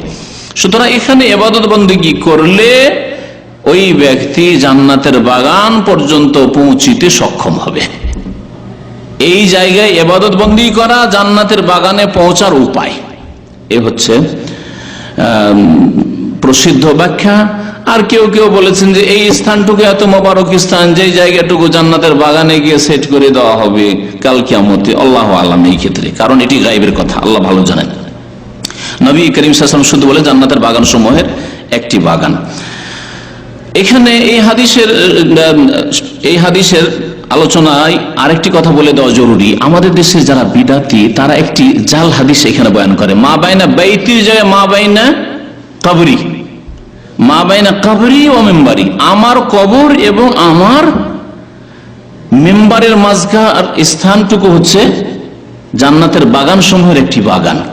আমার কবর, নবী সাল্লাল্লাহু আলাইহি ওয়াসাল্লাম এই হাদিস বয়ান করেছেন বেঁচে থাকাকালীন না ইন্তেকালের পরে?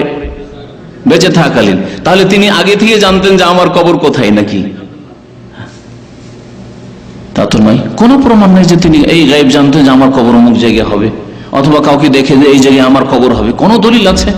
সুতরাং এই হাদিস হচ্ছে জাল।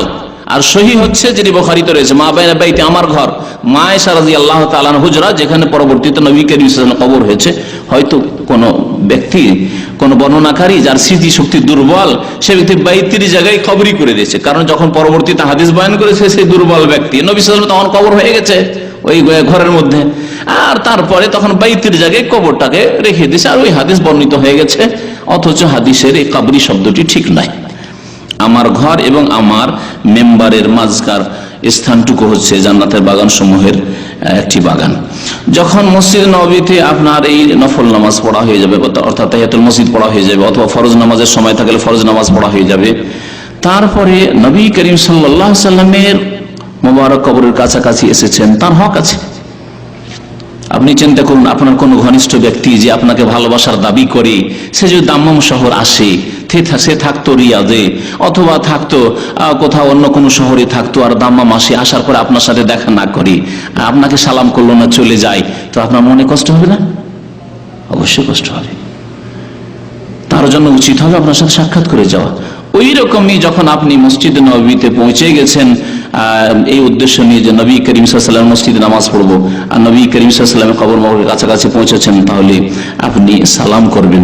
তবে বিদাতীদের লক্ষণ হচ্ছে ঘন ঘন, যখন তখন বা দিনে বারবার করে অথবা প্রতিদিন গিয়ে একবার করে সালাম করতে যাওয়া। সাহাবায়ে কেরামরা যেটা করতেন না কখনো।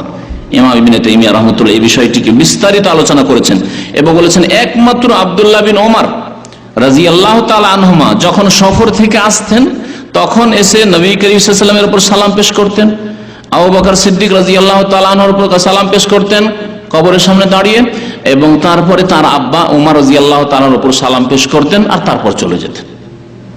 ওখানে কবর সামনে করে দোয়াও করতেন না, আর দীর্ঘক্ষণ দাঁড়িয়েও থাকতেন না। অন্য কোন সাহাবী সফরে যেতেন আসতেন, তাদের এরকম আমল ছিল না। আব্দুল্লাহ বিন ওমর থেকে যখন প্রমাণিত, তখন আমরা করতে পারি, কিন্তু তিনি সফর থেকে আসলে করতেন। আমরা ওইরকম হয়তো দীর্ঘদিন পরে 2-4 মাস 6 মাস পরে গেলাম, তখন করলাম, কিন্তু এক সপ্তাহ থাকবো আমরা মদিনায় গিয়ে, আর প্রতিদিন একবার 2বার করে যাব কবর কাছে আর সালাম পড়তে থাকবো। এটি সুন্নাত তরিকা নয়, বরং এটি বিদআতি তরিকা, যেটি সাহাবায়ে কেরাম রাদিয়াল্লাহু তাআলা আজমাইনদের তরিকার বিপরীত। তারপরে নবী সাল্লাল্লাহু আলাইহি ওয়াসাল্লাম কবরের কাছে যাবে, কবরের সামনে গিয়ে দাঁড়াবে, কবরকে সামনে করে, যেহেতু সালাম পড়তে যাচ্ছে কবরকে সামনে করবে এবং কিবলাকে কোন দিয়ে করবে? পেছনে করবে। এখানে কিবলা পেছনে করবে, কারণ যাচ্ছে সালাম পড়ার জন্য। এবং আদবের সাথে দাঁড়াবে। আদবের সাথে মানে এই নয় যে নামাজের মধ্যে অনেকে যেমন নামাজের মধ্যে যেভাবে হাত বাঁধে নাভির নিচে অথবা উপরে ওইভাবে বাঁধে না, এটি বিদআত। আদব মানে সেখানে আপনি হইচই করবেন না, চিৎকার করবেন না, আওয়াজ উঁচা করবেন না। কারণ নবী করিম সাল্লাল্লাহু আলাইহি ওয়াসাল্লাম এবং তার খোলাফায়ে রাশেদিন তাদের ইহতেরাম যেমন জীবদ্দশাই করেছেন, তেমনি আপনি ইহতেরাম রাখবেন কবরের কাছে। ইন্নাল্লাযীনা ইয়াগুযুনা আসওয়াতাহুম ইনদা রাসূলিল্লাহ, আল্লাহ পাক সূরা হুজরাতে বলেছেন যারা রাসূলুল্লাহ সাল্লাল্লাহু আলাইহি ওয়াসাল্লামের সামনে আওয়াজকে নিচু রাখে, উলাইকাল্লাযীনা ইমতাহানাল্লাহু কুলুবাহুম লিত্তাকওয়া, তাদের অন্তরকে আল্লাহ পাক পরীক্ষা করেছেন আল্লাহ ভীরুতার জন্য, তাকওয়ার জন্য, যে তাদের অন্তরে আল্লাহর ভয় আছে, তাকওয়া পরহেজগারি আছে বলেই নবী করিম সাল্লাল্লাহু আলাইহি ওয়াসাল্লামের সামনে আওয়াজ উঁচা করে হইচই করে কথা বলেন না। কিন্তু এই উদ্দেশ্য নয় যে সেখানে আদব মানে আপনি নামাজের মতো খুজুর সাথে দাঁড়াবেন আর মাথাটা ঝুঁকিয়ে রুকুর তরিকায় দাঁড়াবেন না, এগুলি জায়েজ নাই। বাড়াবাড়ি, যে কথা বলছিলাম যে অধিকাংশ লোক মদিনায় গিয়ে এগুলো বাড়াবাড়ি করে এবং সেখানে গিয়ে বলবেন আসসালামু আলাইকা ইয়া রাসূলুল্লাহ, হে আল্লাহ রসুল আপনার উপর সালাম হোক।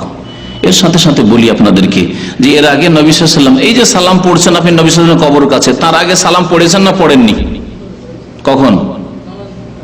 নামাজে। মসজিদে প্রথম প্রবেশ করলেন তখন একবার বিসমিল্লাহ ওয়াস সালাতু ওয়াস সালামু আলা রাসূল, যেটি সুন্নাত এবং হাদিস দ্বারা প্রমাণিত। তারপরে নামাজ যখন আপনি তাহিয়াতুল মসজিদ পড়লেন অথবা ফরজ নামাজের সময় হলে ফরজ নামাজ পড়লেন ওই মসজিদেই, তখন আপনি আত্তাহিয়াতে বাধ্যতামূলক ফরজ রুকুন আত্তাহিয়াত না পড়লে নামাজ হয় না, দুরুদ ইব্রাহিমে না পড়লে নামাজ হয় না সহিহ মতে। তাতে আপনি বললেন কি? আসসালামু আলাইকা আইয়ুহান নাবিয়্যু ওয়া রাহমাতুল্লাহি ওয়া বারাকাতুহু। কোরআন সুন্নাহর অনুসারী উলামায়ে কেরামগণ বলছেন যে নবী করিম সাল্লাল্লাহু আলাইহি ওয়াসাল্লামের উপর সালাম একটা হচ্ছে নামাজের ভিতরে আর একটা নামাজের বাইরে। আপনাকে যদি এখানে বিচার করতে বলা হয় যে কোন সালামটি বেশি উত্তম হতে পারে, বলুন চিন্তা করে। আপনি নামাজের মধ্যে আল্লাহ পাক আপনাকে বাধ্য করছেন যে তোমার নামাজ তখনই সম্পূর্ণ হবে, কবুল করব, যখন তুমি নবী করিম সাল্লাল্লাহু আলাইহি ওয়াসাল্লামকে সালাম পেশ করবে, আসসালামু আলাইকা আইয়ুহান নাবিয়্যু ওয়া রাহমাতুল্লাহি ওয়া বারাকাতুহু। সালাম, এই সালাম বেশি উত্তম না নামাজের বাইরে আসসালামু আলাইকা ইয়া রাসূলুল্লাহ, আসসালামু আলাইকা ইয়া খায়রা খালকিল্লাহ? কখন উত্তম হবে বেশি বলেন? নামাজের ভিতরে বেশি উত্তম হবে। কারণ নামাজের ভিতরে দেখেন, নামাজের বাইরে দুনিয়ার যে কাউকে সালাম দিতে পারেন, ফাসিককেও সালাম দিতে পারেন, আপনি বিদআতীকেও সালাম দিতে পারেন। নামাজের বাইরে রাস্তাঘাটে মুসলিম হলে সালাম দিতে পারেন, কিন্তু নামাজের ভিতরে বাবাকেও সালাম দিতে পারবেন না, আপনি আম্মাকেও সালাম দিতে পারবেন না। আপনি আপনার আম্মা ডাকছে, নামাজে আছেন, আপনি ফরজ নামাজে সালাম দিতে পারবেন? সফর থেকে গিয়েছেন, 10 বছর পরে সফর থেকে গেছেন, আর তারপরে মসজিদে গিয়ে প্রথম উঠেছেন নামাজ পড়ার জন্য, আর আম্মা এসে দেখার জন্য পাগল এসে চলে এসছে, মসজিদের কাছে চলে এসছে, বুঝতে পারছেন আম্মা আমার পাশে এসে দাঁড়িয়ে আছে, নামাজ শুরু করেছি, বলতে পারেন আসসালামু আলাইকা ইয়া ওয়ালিদাতি, বলতে পারবেন? জায়েজ? জায়েজ নয়। আর নবী করিম সাল্লাল্লাহু আলাইহি ওয়াসাল্লামের উপর সালাম পেশ করা ফরজ, শুধু জায়েজ নয়, মুস্তাহাব নয়, সুন্নাতে মুআক্কাদা নয়, ওয়াজিব নয়, বরং নামাজের রুকুন ফরজ। এটা না করলে নামাজ হবে না, এটা হচ্ছে সহিহ। তারপরে নবী করিম সাল্লাল্লাহু আলাইহি ওয়াসাল্লামের কবরের কাছাকাছি আসলেন, সালাম পড়েন। সবচাইতে সংক্ষিপ্ত সালাম হচ্ছে আসসালামু আলাইকা ইয়া রাসূলুল্লাহ। ওর সাথে যদি নবী সাল্লাল্লাহু আলাইহি ওয়াসাল্লামের কিছু গুণবাচক, বিনা অতিরঞ্জন, বিনা বাড়াবাড়িতে যদি আপনি কিছু গুণবাচক কথা বলেন, মানে ইয়া খায়রা খালকিল্লাহ, হে সৃষ্টির সেরা আপনার উপর সালাম হোক, কিন্তু যদি সেগুলি বলতে পারেন তো ভালো কথা। আর যদি না জানাতে এতটুকু যথেষ্ট। আসসালামু আলাইকা ইয়া রাসূলুল্লাহ, আসসালামু আলাইকা ইয়া হাবিবাল্লাহ, হে আল্লাহর প্রিয়, আসসালামু আলাইকা ইয়া খলিলাল্লাহ, হে আল্লাহর খলিল, আল্লাহর অন্তরঙ্গ বন্ধু। এইভাবে আপনি নবী করিম সাল্লাল্লাহু আলাইহি ওয়াসাল্লামের আরো বেশ কিছু গুণ রয়েছে যেগুলো হাদিসে বর্ণিত হয়েছে, যে আদাইতাল আমানাতা, আপনি আমানত আদায় করে দিয়েছেন, বাল্লাগতার রিসালা, আপনি আপনার মেসেজ রিসালা পয়গাম আপনি মানব জাতি পর্যন্ত পৌঁছে দিয়েছেন, ও নাসাহাতাল উম্মাহ, আপনি উম্মতের হিতাকাঙ্ক্ষী ছিলেন, ও জাহাদতা ফিল্লাহ হাক্কা জিহাদি হাত্তা আতাকাল ইয়াকিন, আপনি আল্লাহর রাস্তায় সত্যিকার অর্থে জিহাদ প্রচেষ্টা চালিয়েছেন যতক্ষণ পর্যন্ত আপনার মওত না এসেছে। এইভাবে এগুলি যদি বলেন তো ভালো কথা, আর না হলে এতটুকুই যথেষ্ট। ইবনে ওমর রাদিয়াল্লাহু তাআলা আনহুমা এতটুকু বলতেন, আসসালামু আলাইকা ইয়া রাসূলুল্লাহ, আর তারপরে একটু সরে গিয়ে আবু বকর সিদ্দিক রাদিয়াল্লাহু তাআলা আনহু যিনি প্রথম খলিফা, তার কবরের সামনে দাঁড়িয়ে বলতেন আসসালামু আলাইকা ইয়া আবু বকর বলতেন। আপনি বলেন ওখানে আসসালামু আলাইকা ইয়া খলিফাতা রাসূলিল্লাহ, কারণ আবু বকর সিদ্দিক রাদিয়াল্লাহু তাআলা আনহু আল্লাহ রাসূল সাল্লাল্লাহু আলাইহি ওয়াসাল্লামের খলিফা, খলিফাতুর রাসূলিল্লাহ উপাধিতে তিনি পরিচিত ছিলেন। সুতরাং আপনি বলেন ওখানে আসসালামু আলাইকা ইয়া খলিফাতা রাসূলিল্লাহ সাল্লাল্লাহু আলাইহি ওয়াসাল্লাম। আর একটু সরে গিয়ে ডান দিকে সরে গিয়ে ধীরে ধীরে ডান দিকে সরবেন আপনি, হ্যাঁ, সরে গিয়ে ওমর রাদিয়াল্লাহু তাআলা আনহুর কবরের সামনে দাঁড়াবেন। আপনি সেখান থেকে বুঝতে পারছেন না যে কোনটা কার কবর, কারণ কয়েক পর্দার ভিতরে আছে, কয়েক দেয়ালের ভিতরে আছে, সামান্য একটু করে সরবেন। আর সরার পর আপনি সালাম করবেন, বলবেন আসসালামু আলাইকা। ওমরের ক্ষেত্রে কি বলবেন? ইয়া আমিরুল মুমিনিন। আমিরুল মুমিনিন লাকাব উপাধি তাকে দেওয়া হয়েছিল। ইয়া আমিরুল মুমিনিন বলবেন আসসালামু আলাইকা ইয়া আমিরুল মুমিনিন, আসসালামু আলাইকা ইয়া ওমর ফারুক। এইভাবে আপনি সালাম দিয়ে সেখানে আর বিলম্ব না করে, সেখানে ভিড় না জমিয়ে সেখান থেকে সরে যাবেন। যদি একান্তই আপনি দোয়া করতে চান তাহলে কিবলামুখী দোয়া করবেন। এই এতেকাদ, এই বিশ্বাস নিয়ে, ভ্রান্ত বিশ্বাস নিয়ে নয় যে কবরে সালাম পেশ করলাম সুতরাং এই সময় যদি দোয়া করি তাহলে দ্রুত দোয়া কবুল হবে, এখানে হটলাইন আছে, না, এইসব বিদাতি কথা। এর চাইতে ভালো আপনি ওখানে ভিড় না করে সেখান থেকে সরে যান, সরে গিয়ে মসজিদে নববীর কোনো এক জায়গায় বসে যান। আর বসার পরে দোয়া করতে হবে, দোয়া করেন, জিকির আজকার করতে হবে, জিকির আজকার করেন, তাসবিহ তাহলিল করতে হবে, তাই করেন, কোরআন তিলাওয়াত করেন, আপনি যা করবেন তাই করেন। অথবা বাইরে কাজ থাকলে আপনি বেরিয়ে চলে যান আদবের সাথে।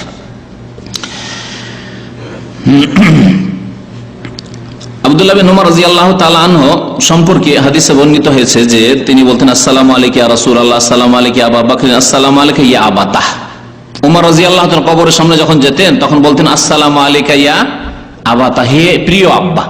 আবি মানে আব্বা, আর আবাতাহ আরবি ভাষা মানে প্রিয় আব্বা বা সম্মানিত আব্বা। আবাতাহ, হে আমার প্রিয় আব্বা, হে সম্মানিত আব্বা, আপনার উপর সালাম হোক। সুম্মা ইয়ানসারু, তারপর সেখানে থামতেন না, সেখান থেকে তিনি ফিরে যেতেন, অর্থাৎ চলে যেতেন। তাহলে এখান থেকে আরো বোঝা যায় যে আপনি যদি আপনার আব্বার কবর জিয়ারত করতে যান, আমার দেশের মানুষরা কবর জিয়ারত করতে বেশ কিছু বিদাতি কাজ করে যেগুলি আজকের আলোচনায় নিয়ে আসা সম্ভব নয়। প্রথম কথা, কুলখানি করে, না হয় রে সূরা ফাতিহা কতবার পড়ে?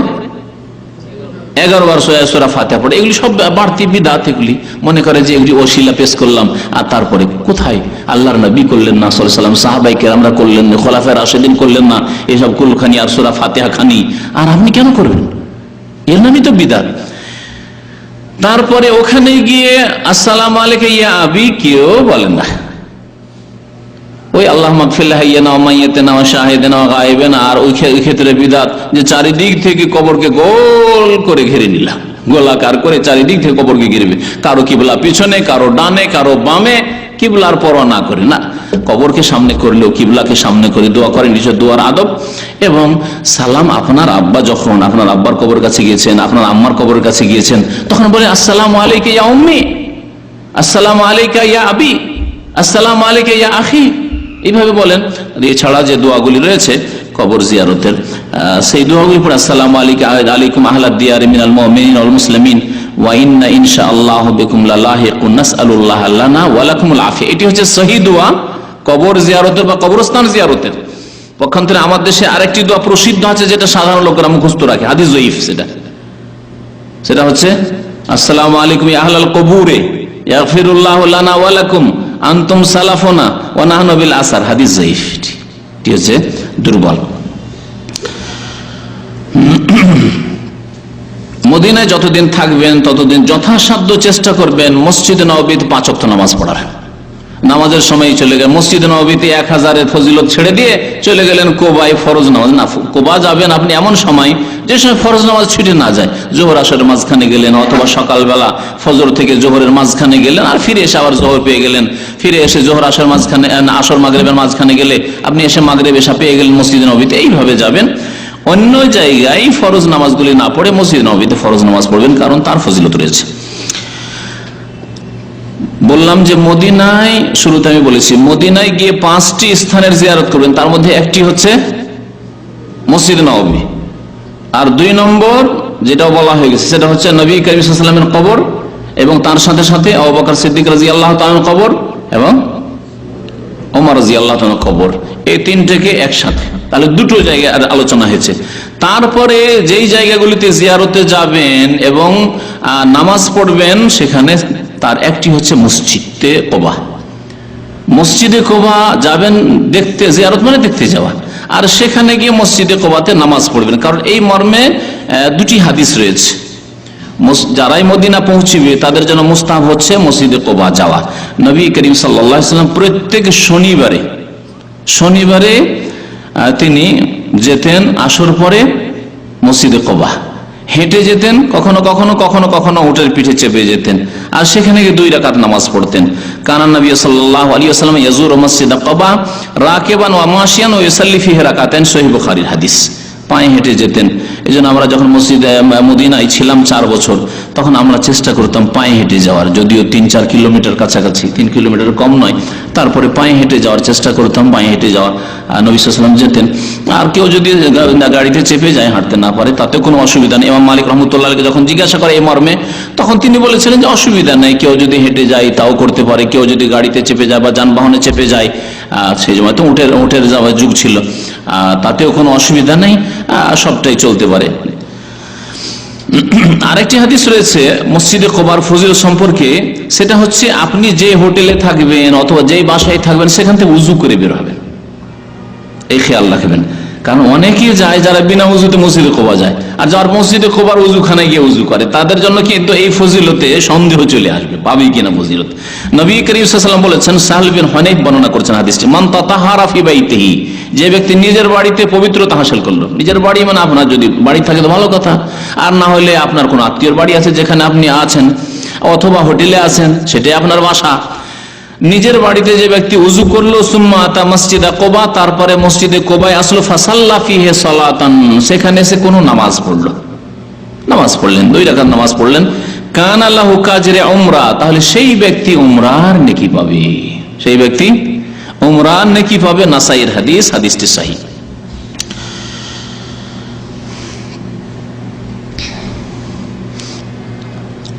কয়টি জায়গার জিয়ারতের কথা হইল? 3টি হলো। 4 নম্বরের জিয়ারত হচ্ছে বাকির কবরস্থানের জিয়ারত। একে আরবি ভাষা বলে মাকবারাতুল বাকি। কি বলা হয়? মাকবারা মানে কবরস্থান। 91-এর বাইরে যাবেন, এয়ারপোর্ট রোডে ডান দিকে যে বেরিয়ে গেল কবরস্থানের রাস্তাটা, দেখবেন ওখানে লেখা আছে মাকবারা, মাকবারাতুদ দাম্মাম। মাকবারা মানে কবরস্থান, আমরা বাংলায় বা উর্দুতে কবরস্থান বলি, আর আরবিতে মাকবারা বলা হয় কবরের স্থান। কবর আর মাকবারা ইসম জারফ, কবরের স্থান, কবরস্থান। মাকবারাতুল বাকি একে বলা হয়েছে, কিন্তু বিদাতি ভাষা এখানেও কাজ করেছে, ওই রাউজা আর মাজারের মতো এখানেও বিদাতি ভাষা কাজ করেছে। আমাদের দেশের মানুষরা বাকিকে কি বলে? জান্নাতুল বাকি। আর আল মুআল্লা যে মক্কার কবরস্থান, ওকে কি বলে? জান্নাতুল মুআল্লা। আর এতে এক ভ্রান্ত ধারণা তৈরি হয়ে যায় যে মদিনায় মরে যদি বাকিতে কারো যদি কবর হয় তাহলে জান্নাতের সার্টিফিকেট পেয়ে গেছে, কারণ বাকিতে তার দাফন হয়েছে। মক্কায় মারা গিয়ে যদি আল মুআল্লাতে কারো দাফন হয় তাহলে জান্নাতের সার্টিফিকেট পেয়ে গেছে, যদিও বেনামাজি, আধা নামাজি, ফজর ছাড়া মুসলিম। অধিকাংশেরই অবস্থা এরকম। কখনো না, কখনো না। মানুষকে কোনো স্থান নাজাত দিতে পারে না যদি তার সাথে ঈমান এবং আমল না থাকে। ওমান বাত্তা বিহি আমালুহু লাম ইউসরি বিহি নাসাবুহু, নবী করিম সাল্লাল্লাহু আলাইহি ওয়াসাল্লামের হাদিস সহিহ বুখারীতে রয়েছে। যার আমল তাকে পিছিয়ে দেবে, আমলের কারণে সে পিছিয়ে গেল, লাম ইউসরি বিহি নাসাবুহু, তার বংশ, তার বংশের মর্যাদা তাকে এগিয়ে দিতে পারবে না। নবীর বংশ হলে এগিয়ে দিতে পারবে না, ওই রকম কোন স্থানে এগিয়ে দিতে পারবে না। যে মক্কায় থাকে সেজন্য সে এগিয়ে যাবে, মদিনায় থাকে সেজন্য এগিয়ে যাবে, অথচ তার ফরজ আমল ঠিক নেই, হারাম খায়, হারাম আচরণ করে। কখনো না। আল্লাহ পাক রব্বুল আলামিন যেন মক্কা মদিনার আমাদের সম্মান রক্ষা করার তৌফিক দান করেন। বাকির কবরস্থানের জিয়ারত করবে। এবং আরেকটি জায়গা হচ্ছে ওহদের, যেখানে যুদ্ধ হয়েছিল সেখানে ঘেরা কবরস্থান রয়েছে, শহাদায়ে ওহদ। কতজন শহীদ হয়েছিলেন ওহদে? 70 জন শহীদ হয়েছিলেন। তাদের সবচেয়ে শ্রেষ্ঠ শহীদ কে? সবচেয়ে শ্রেষ্ঠ শহীদ রাসূলুল্লাহ সাল্লাল্লাহু আলাইহি ওয়াসাল্লামের চাচা, রাসূলুল্লাহ সাল্লাল্লাহু আলাইহি ওয়াসাল্লামের চাচা হামজা রাদিয়াল্লাহু তাআলা সাইয়্যিদুশ শুহাদা। এখানে গিয়ে জিয়ারত করবে, কিন্তু সুন্নতি জিয়ারত করবে। কবর জিয়ারতের উদ্দেশ্য কি হবে? সুন্নতি জিয়ারতে কবর জিয়ারতের উদ্দেশ্য কি হবে? হ্যাঁ, একটি উদ্দেশ্য হবে, নবী করিম সাল্লাল্লাহু আলাইহি ওয়াসাল্লাম বলেছেন জুরুল কুবুরা, তোমরা কবর জিয়ারত করো, ফাইন্নাহা তুযাক্কিরুকুমুল আখিরাহ, তোমাদেরকে পরকাল স্মরণ করিয়ে দিবে। কবর দেখলে পরকাল স্মরণ আসবে যে আমাকে ওইখানে যেতে হবে। হামজা রাদিয়াল্লাহু তাআলা আনহুর মতো মানুষকে যদি চলে যেতে হয় মাটিতে, আমাকে যেতে হবে না? সাহাবায়ে কেরাম আল্লাহর নবী সাল্লাল্লাহু আলাইহি ওয়াসাল্লামের যারা খেদমত করেছেন, আল্লাহর দ্বীনকে প্রতিষ্ঠিত করার জন্য জানমালের কুরবানি সবকিছু করে দিয়েছেন, তাদেরকে যদি চলে যেতে হয় মাটিতে, আমাকে যেতে হবে না?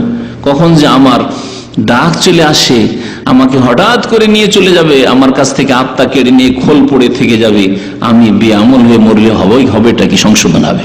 পরকাল স্মরণ আসবে, মত স্মরণ আসবে, তাহলে সংশোধন হবে। জীবনের উদ্দেশ্য হচ্ছে জীবনে সংশোধন করা, মতের স্মরণের মাধ্যমে, পরকাল স্মরণের মাধ্যমে। তাহলে এতে কার ফায়দা? যার জিয়ারত করলেন তার, না যে জিয়ারত করলো তার?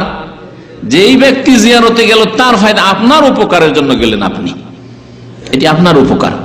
দ্বিতীয় উদ্দেশ্য হচ্ছে কবর জিয়ারতের সুন্নতি উদ্দেশ্য, তা হচ্ছে মাইয়িতকে, মৃত ব্যক্তিকে উপকৃত করা, তার স্বার্থে যাওয়া। কি উপকৃত করবেন? তাদেরকে গিয়ে যে সালাম করবেন, সালাম শান্তির দোয়া পৌঁছবে, তাদের জন্য যদি দোয়া করেন তাহলে সেই দোয়া তো যে কোনো জায়গা থেকে করা যেতে পারে, সেই দোয়া পৌঁছিল, তাহলে তাদেরকে গিয়ে সালাম, আসসালামু আলাইকুম আহলাদ দিয়ারে, হে বাড়িওয়ালারা, হে কবরবাসীরা। আহলাদ দিয়ার, দার মানে হচ্ছে, দিয়ার মানে বাড়ি, কবরই তাদের বাড়ি। হে কবরবাসীরা, আপনাদের উপর শান্তির ধারা বর্ষিত হোক, শান্তি আর শান্তি সালাম হোক। মিনাল মুমিনিন ওয়াল মুসলিমিন, মুমিন মুসলিমদের সম্বোধন করে বলছি, আল্লাহর শত্রুদের জন্য নয়, কাফেরের জন্য নয়, মুনাফিকের জন্য নয়, মুশরিক বহুত্ববাদীর জন্য নয়। ওয়া ইন্না ইনশাআল্লাহ বিকুম লালাহিকুন, আর ইনশাআল্লাহ আমরা শীঘ্রই আপনাদের সাথে সাক্ষাৎ করছি, আমাদেরকে এখানে আসতে হবে। তাহলে অর্থ বুঝে যখন পড়বেন তখন আপনার চেতনা তৈরি হবে যে না, আমাদের যেতে হবে। নাসআলুল্লাহ লানা ওয়া লাকুমুল আফিয়া, এবং আমাদের এবং আপনাদেরকে আল্লাহ পাক নিরাপদ রাখুন, এই বিষয়টি আল্লাহ পাকের কাছে কামনা করি, আল্লাহর কাছে দোয়া করি। তো এইভাবে কবরস্থানে গিয়ে দোয়া করবে, যাতে কবরবাসীরও ফায়দা হবে। এছাড়া তৃতীয় কোনো উদ্দেশ্য নেই। সেখানে গেলে কিছু পাওয়া যাবে, সেখানে গেলে কিছু পাওয়া যাবে, সেখানে গেলে দ্রুত দোয়া কবুল হবে, সব হয় শিরক হবে, না হয় বিদাত হবে। আর একটি বলা যেতে পারে নিয়ত, সেটা হচ্ছে যে নবী সাল্লাল্লাহু আলাইহি ওয়াসাল্লামের যেহেতু সুন্নত কবর জিয়ারত করা, আর নবী সাল্লাল্লাহু আলাইহি ওয়াসাল্লামের যে কোনো সুন্নত পালন করলে তাতে নেকি পাবো, নেকির উদ্দেশ্যে আমি যাচ্ছি, নবী সাল্লাল্লাহু আলাইহি ওয়াসাল্লামের সুন্নতের বাস্তবায়ন করার জন্য যাচ্ছি। তো আশা করি এই 5টি স্থানের কথা হয়ে গেল। এছাড়া কোন জায়গার জিয়ারত সুন্নত নাই। ওই 7 মসজিদ, 7 মস্ক, 7 মসজিদ দেখছি মাসাজিদে সাবা, সেগুলি ভেঙে দিয়ে কমিয়ে দেওয়া হয়েছে আলহামদুলিল্লাহ এখন। ওই সব জিয়ারত নয়। আর অমুক জায়গায় কুয়ো আছে, বীরে আরিস আছে, দেখতে যায়। অমুক জায়গায় বীরে রুমা আছে, দেখতে যায়। অমুক জায়গায় আর কিছু আছে, দেখতে যায়। অমুক জায়গায় জাবালে সুর আছে, দেখতে যায়। অমুক জায়গায় এই আছে, সে আছে, দেখতে যায়। এগুলো নেকির আশায় নয়। যদি কেউ নেকির আশা যায় তাহলে গুনাহগার হবে, বিদাতি হবে। আর কেউ যদি মনে করে যে এই জায়গাগুলোতে নবী সাল্লাল্লাহু আলাইহি ওয়াসাল্লাম অথবা কেউ এসেছেন, অথবা এখানে কোন একটা ঘটনা ঘটেছে সেই জন্য দেখতে যাচ্ছি, তাহলে কোনো অসুবিধা নেই ইনশাআল্লাহ তাআলা। এখন আপনাদের সামনে শুধু পেশ করব ওই জাল হাদিসগুলো, যেই জাল জয়ীফ হাদিসগুলি পেশ করে এক শ্রেণীর বিদাতিরা বলে থাকে যে হজের সাথে মদিনার জিয়ারত হচ্ছে ওয়াজিব। আর বিদাতি কিতাবগুলিতে যেখানে হজের আলোচনা আছে এই বিষয়টি ভাবে লেখা আছে, হজের সাথে, হজের আগে অথবা পরে মদিনার জিয়ারত করা মানে নবীর কবর, মদিনা শুধু না, তারা বলে যে নবী সাল্লাল্লাহু আলাইহি ওয়াসাল্লামের কবর জিয়ারত করা ওয়াজিব। ওয়াজিব নয়, সুন্নাত নয়। সাহাবায়ে কেরামরা হজ করেছেন, নবী সাল্লাল্লাহু আলাইহি ওয়াসাল্লামের ইন্তেকালের পরে তারা এসে মদিনা এসে নবী সাল্লাল্লাহু আলাইহি ওয়াসাল্লামের কবর জিয়ারত করতে হবে, এসব তারা করেননি। সুতরাং এগুলি বাড়তি কথা। আর এই মর্মে যেসব হাদিসগুলি পেশ করেছে সবগুলি জাল জয়ীফ। একটু ভালো করে আপনারা শুনুন। 1 নম্বর হাদিস শোনাই, যে হাদিসটি বর্ণনা করা হয়েছে ইবনে আদিতে রয়েছে, ইবনে আদির কিতাব আল কামিল, যাতে অধিকাংশ হাদিসগুলি জয়ীফ জাল, জয়ীফ জালেরই কিতাব। মান যারা কবরি ওয়াজাবাত লাহু শাফাআতি, যে ব্যক্তি আমার কবর জিয়ারত করলো তার জন্য আমার সুপারিশ অবধারিত হয়ে গেল, ওয়াজিব হয়ে গেল। আল্লামা নাসির আলবানী রাহমাতুল্লাহ আলাইহি বলছেন যে হাদিসটা মওযু, যায়ীফুল জামের হাদিস নম্বর 5607 রয়েছে। আর একটি হাদিস রয়েছে দারাকুতনিতে রয়েছে, মান যারানি ফি মামাতি কানা কামান যারানি ফি হায়াতি, যেই ব্যক্তি আমার ইন্তেকালের পরে, মওতের পরে জিয়ারত করলো, অর্থাৎ কবর জিয়ারত করলো, সেই ব্যক্তি ওই লোকের মতো হয়ে যাবে যেই ব্যক্তি আমার জীবদ্দশায় জিয়ারত করলো। কত বড় ফজিলত, সাহাবী হয়ে যাবে তাহলে। হ্যাঁ, মতের পরে যে আমার জিয়ারত করলো সেই ব্যক্তি ওই ব্যক্তির মতো কানা কামান ওই ব্যক্তির মতো হয়ে গেল যারানি ফি হাদিস, আমার জীবদ্দশায় সেই জিয়ারত করেছে তার মতো হয়ে যাবে। হাদিস দারাকুতনিতে রয়েছে এবং হাদিসটি সম্পর্কে মুহাদ্দিসিন কেরামরা শেখ নাসিরুদ্দিন আলবানী ওনারা বলেছেন বাতিলুন, হাদিস বাতিল। বাতিল মানে মওযু, জাল হাদিস। 3 নম্বর হাদিস, মান যারানি হাত্তা ইয়ানতাহি ইলা কবরি, যে ব্যক্তি আমার জিয়ারত করতে আসলো আর আমার কবরের কাছে পৌঁছে গেল, কুনতু লাহু ইয়াউমাল কিয়ামাতি শাহীদান আও শাফিয়ান, কিয়ামতের দিনে তার জন্য আমি সাক্ষী হয়ে যাব আর তার জন্য আমি সুপারিশ করব। হাদিস যায়ীফ এবং অত্যন্ত যায়ীফ। 4 নম্বর হাদিস, মান জাআনি যায়রান, যে ব্যক্তি আমার জিয়ারত করতে আসলো, লা ইউমিলুহু হাজাতান ইল্লা জিয়ারাতি, সে আমার জিয়ারত ছাড়া আর কোনো উদ্দেশ্যে আসেনি। মদিনায় তার কোন আত্মীয়র সাথে দেখা করতে আসেনি, পড়াশোনা করতে আসেনি, বরং আমার জিয়ারতে শুধু এসেছে। কান হাক্কান আলাল্লাহি আন আকুনা লাহু শাফিয়ান ইয়াউমাল কিয়ামাত, আল্লাহর উপর হক হচ্ছে যে আমি তার জন্য কিয়ামতের দিন সুপারিশকারী হব। হাদিস সম্পর্কে মুহাদ্দিসিন কেরাম বলেছেন যায়ীফুন জিদ্দান, অত্যন্ত দুর্বল হাদিস, আর হাদিসটি তাবরানীতে রয়েছে। আরেকটি হাদিস সম্পর্কে 5 নম্বর, মান হাজ্জা ইলা মক্কাতা, যে ব্যক্তি মক্কায় হজ করতে আসলো, সুম্মা কাসাদানি ফি মসজিদি, তারপর আমার মসজিদে আমার উদ্দেশ্যে আসলো, কুতিবাত লাহু হাজ্জাতানে মাবরুরাতান, তার 2 হজ মাবরুর লেখা হবে। হাদিসের অবস্থা দেখেন। হাদিস সম্পর্কে বলছেন মুহাদ্দিস হাযা মাওদুউন, হাদিসটা হচ্ছে মওযু, মিথ্যা হাদিস, নবী সাল্লাল্লাহু আলাইহি ওয়াসাল্লামের হাদিস নয়, মিথ্যা কথা তার নামে বয়ান করা হয়েছে। আফাতু, এর মুসিবত হচ্ছে আসিদ ইবনে যায়েদ আল জামাল আল কুফি, এক বর্ণনাকারী, ইমাম ইবনে মাইন রাহমাতুল্লাহ আলাইহি, ইমাম বুখারীর ওস্তাদ, তিনি বলছেন কাজ্জাবুন, এই ব্যক্তি মিথ্যুক ছিল। সামিআতু ইউহাদ্দিসু বিআহাদিস কাযিব, অনেক মিথ্যা হাদিস বয়ান করতে আমি নিজে শুনেছি। আল্লামা ইমাম ইবনে মাইন রাহমাতুল্লাহ তার সম্পর্কে বলছেন। তারপরে 6 নম্বর হাদিস, মান যারানি ওয়া যারা আবি ইব্রাহিম, যে ব্যক্তি আমার জিয়ারত করলো আর আমার পিতা ইব্রাহিম আলাইহিস সালামের জিয়ারত করলো, ফি আমিন ওয়াহিদিন, একই বছরে, এক বছরে আসলো আর মদিনা থেকে চলে গেল বাইতুল মুকাদ্দাস ফিলিস্তিনে, আর সেখানে আল খালিল শহর, আল খালিল যে শহর বলা হয়েছে সেখানে ইব্রাহিম খলিলুল্লাহর কবর আছে, ওই জন্য ওই শহরের নাম হচ্ছে আল খালিল। আর জিয়ারত করলো, দাখালাল জান্নাহ, সে জান্নাতে চলে যাবে। হাদিসটি মওযু, জাল হাদিস, সবগুলি মওযু আর অত্যন্ত যায়ীফ, ভিত্তিহীন হাদিস। 7 নম্বরে হাদিস, মান যারানি হাত্তা ইয়ানতাহি ইলা কবরি কুনতু লাহু শাফিয়ান আও শাহিদান, এই হাদিসটি বর্ণনা করলাম, হাদিসটিকে মওযু বলেছেন অন্য ইমাম যাহাবী রাহমাতুল্লাহ আলাইহি। ইমাম যাহাবী রাহমাতুল্লাহ হাদিসের বড় মুহাদ্দিস ছিলেন এবং তার হাদিসের রিজালের উপর, আসমায়ে রিজালের উপর বহু কিতাব রয়েছে, তো তিনি এই হাদিসটিকে মওযু বলেছেন। আলী রাদিয়াল্লাহু তাআলা আনহু থেকে একটি হাদিস বর্ণনা করেছে মিথ্যুকরা, মান যারা কবরি বাদা মাউতি ফাকান্নামা যারানি ফি হায়াতি, যে ব্যক্তি আমার ইন্তেকালের পর আমার জিয়ারত করলো সে ওই ব্যক্তির মতো যে ব্যক্তি আমার জীবদ্দশায় জিয়ারত করেছে, আর তার সাথে সাথে আরো বাড়তি করেছে, ওমান হাজ্জা ওয়ালাম ইয়াজুর কবরি ফাকাদ জাফানি, যে ব্যক্তি হজ করতে আসলো আর হজ করে আমার জিয়ারত করলো না, সেই ব্যক্তি আমার উপর জুলুম করলো, আমার উপর জুলুম করলো। হাদিসটি সম্পর্কে মুহাদ্দিসিন বলছেন হাযা মাওদুউন, হাদিসটি হচ্ছে মওযু, জাল হাদিস। আফাত, এর বিপদ হচ্ছে নোমান বিন শিবিল, নোমান বিন শিবিল এই হাদিসটি বর্ণনা করেছেন, আর একে ইমাম মুসা বিন হারুন বলেছেন যে মিথ্যুক, সে মিথ্যাবাদী সে। আর তার সম্পর্কে আরো বলছেন যে ওয়াকানা কাযাবান কামা ক্বালা ইবনে মাইন, ইমাম ইবনে মাইন রাহমাতুল্লাহ বলছেন যে মিথ্যুক ছিল। ওয়াকাল আহমদ, ইমাম আহমদ, 4 ইমামের এক ইমাম, ইমাম আহমদকে জিজ্ঞাসা করা হয় যে এই সম্পর্কে, তিনি বলছেন যে হাদিসু আহলিল কাযিব, এর হাদিস হচ্ছে মৃত্যুকদের হাদিস।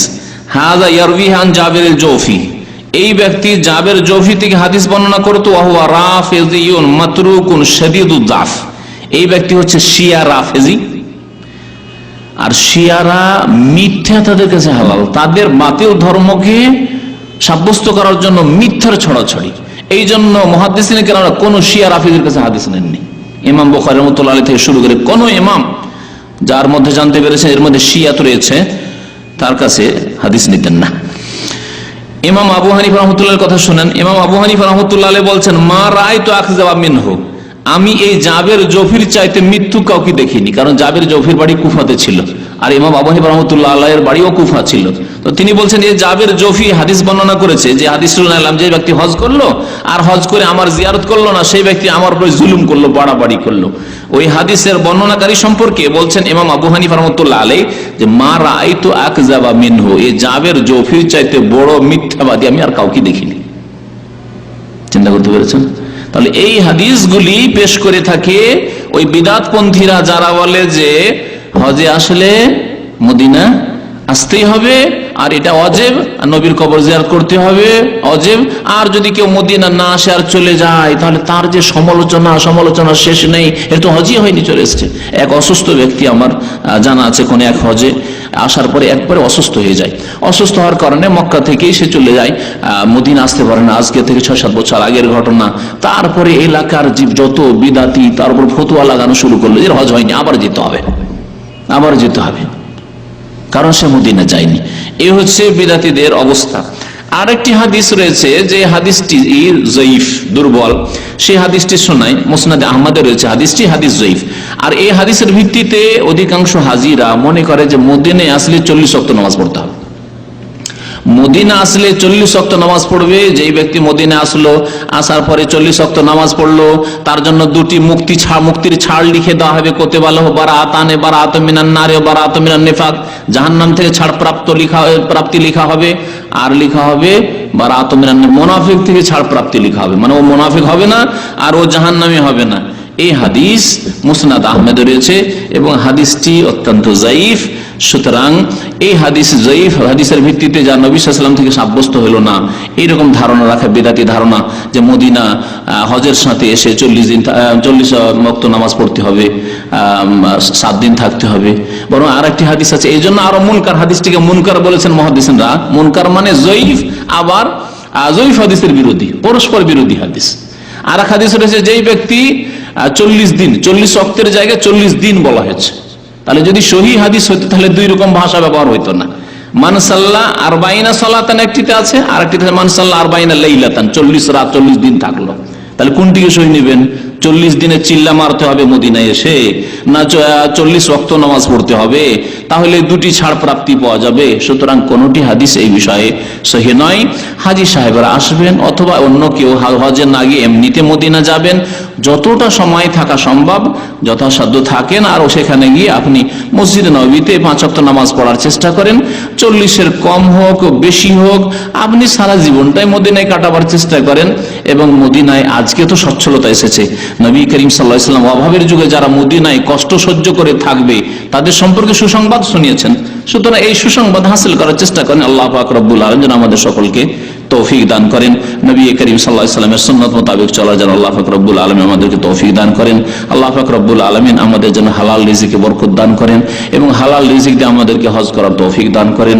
মদিনা জিয়ারতের ক্ষেত্রে আল্লাহ পাক সুন্নতের অনুসারী হওয়ার জন্য তৌফিক দান করেন। বিদআত এবং বিদআতীদের অনিষ্ট থেকে আল্লাহ পাক আমাদেরকে যেন বাঁচিয়ে রাখেন। নবী করিম সাল্লাল্লাহু আলাইহি ওয়াসাল্লামের সুন্নাত মোতাবেক জীবনের প্রত্যেকটি কাজ আদায় করার জন্য তৌফিক দান করেন। আল্লাহ পাক রব্বুল যেসব ভাইরা হজের নিয়ত করেছেন আল্লাহ পাক সহিহ সালামতে নিয়ে যান এবং সহিহ সালামতে তাদেরকে ফিরিয়ে নিয়ে আসেন। আর যেসব ভাই বোনেরা সারা বিশ্ব থেকে হজে পৌঁছেছেন আল্লাহ পাক তাদেরকে সহিহ সালামতে রাখেন এবং সহিহ সালামতে নিজ নিজ বাড়ি পর্যন্ত ফিরিয়ে নিয়ে যান। আল্লাহ পাক যেন আমাদের হজকে মকবুল করেন। আল্লাহ পাক রব্বুল যেসব ভাইরা এখনো হজ করতে পারেনি আল্লাহ পাক তাদেরকে যেন তৌফিক দান করেন, তাদেরকে ঈমানি তৌফিক দান করেন, তাদেরকে আল্লাহ পাক রব্বুল আলামিন আর্থিক তৌফিক দান করেন এবং তাদের সকলকে হজ আদায় করার জন্য তৌফিক দান করেন। সুবহান রাব্বিকা রব্বিল ইজ্জাতি আম্মা ইয়াসিফুন ওয়া সালামুন আলাল মুরসালিন ওয়ালহামদুলিল্লাহি রাব্বিল আলামিন।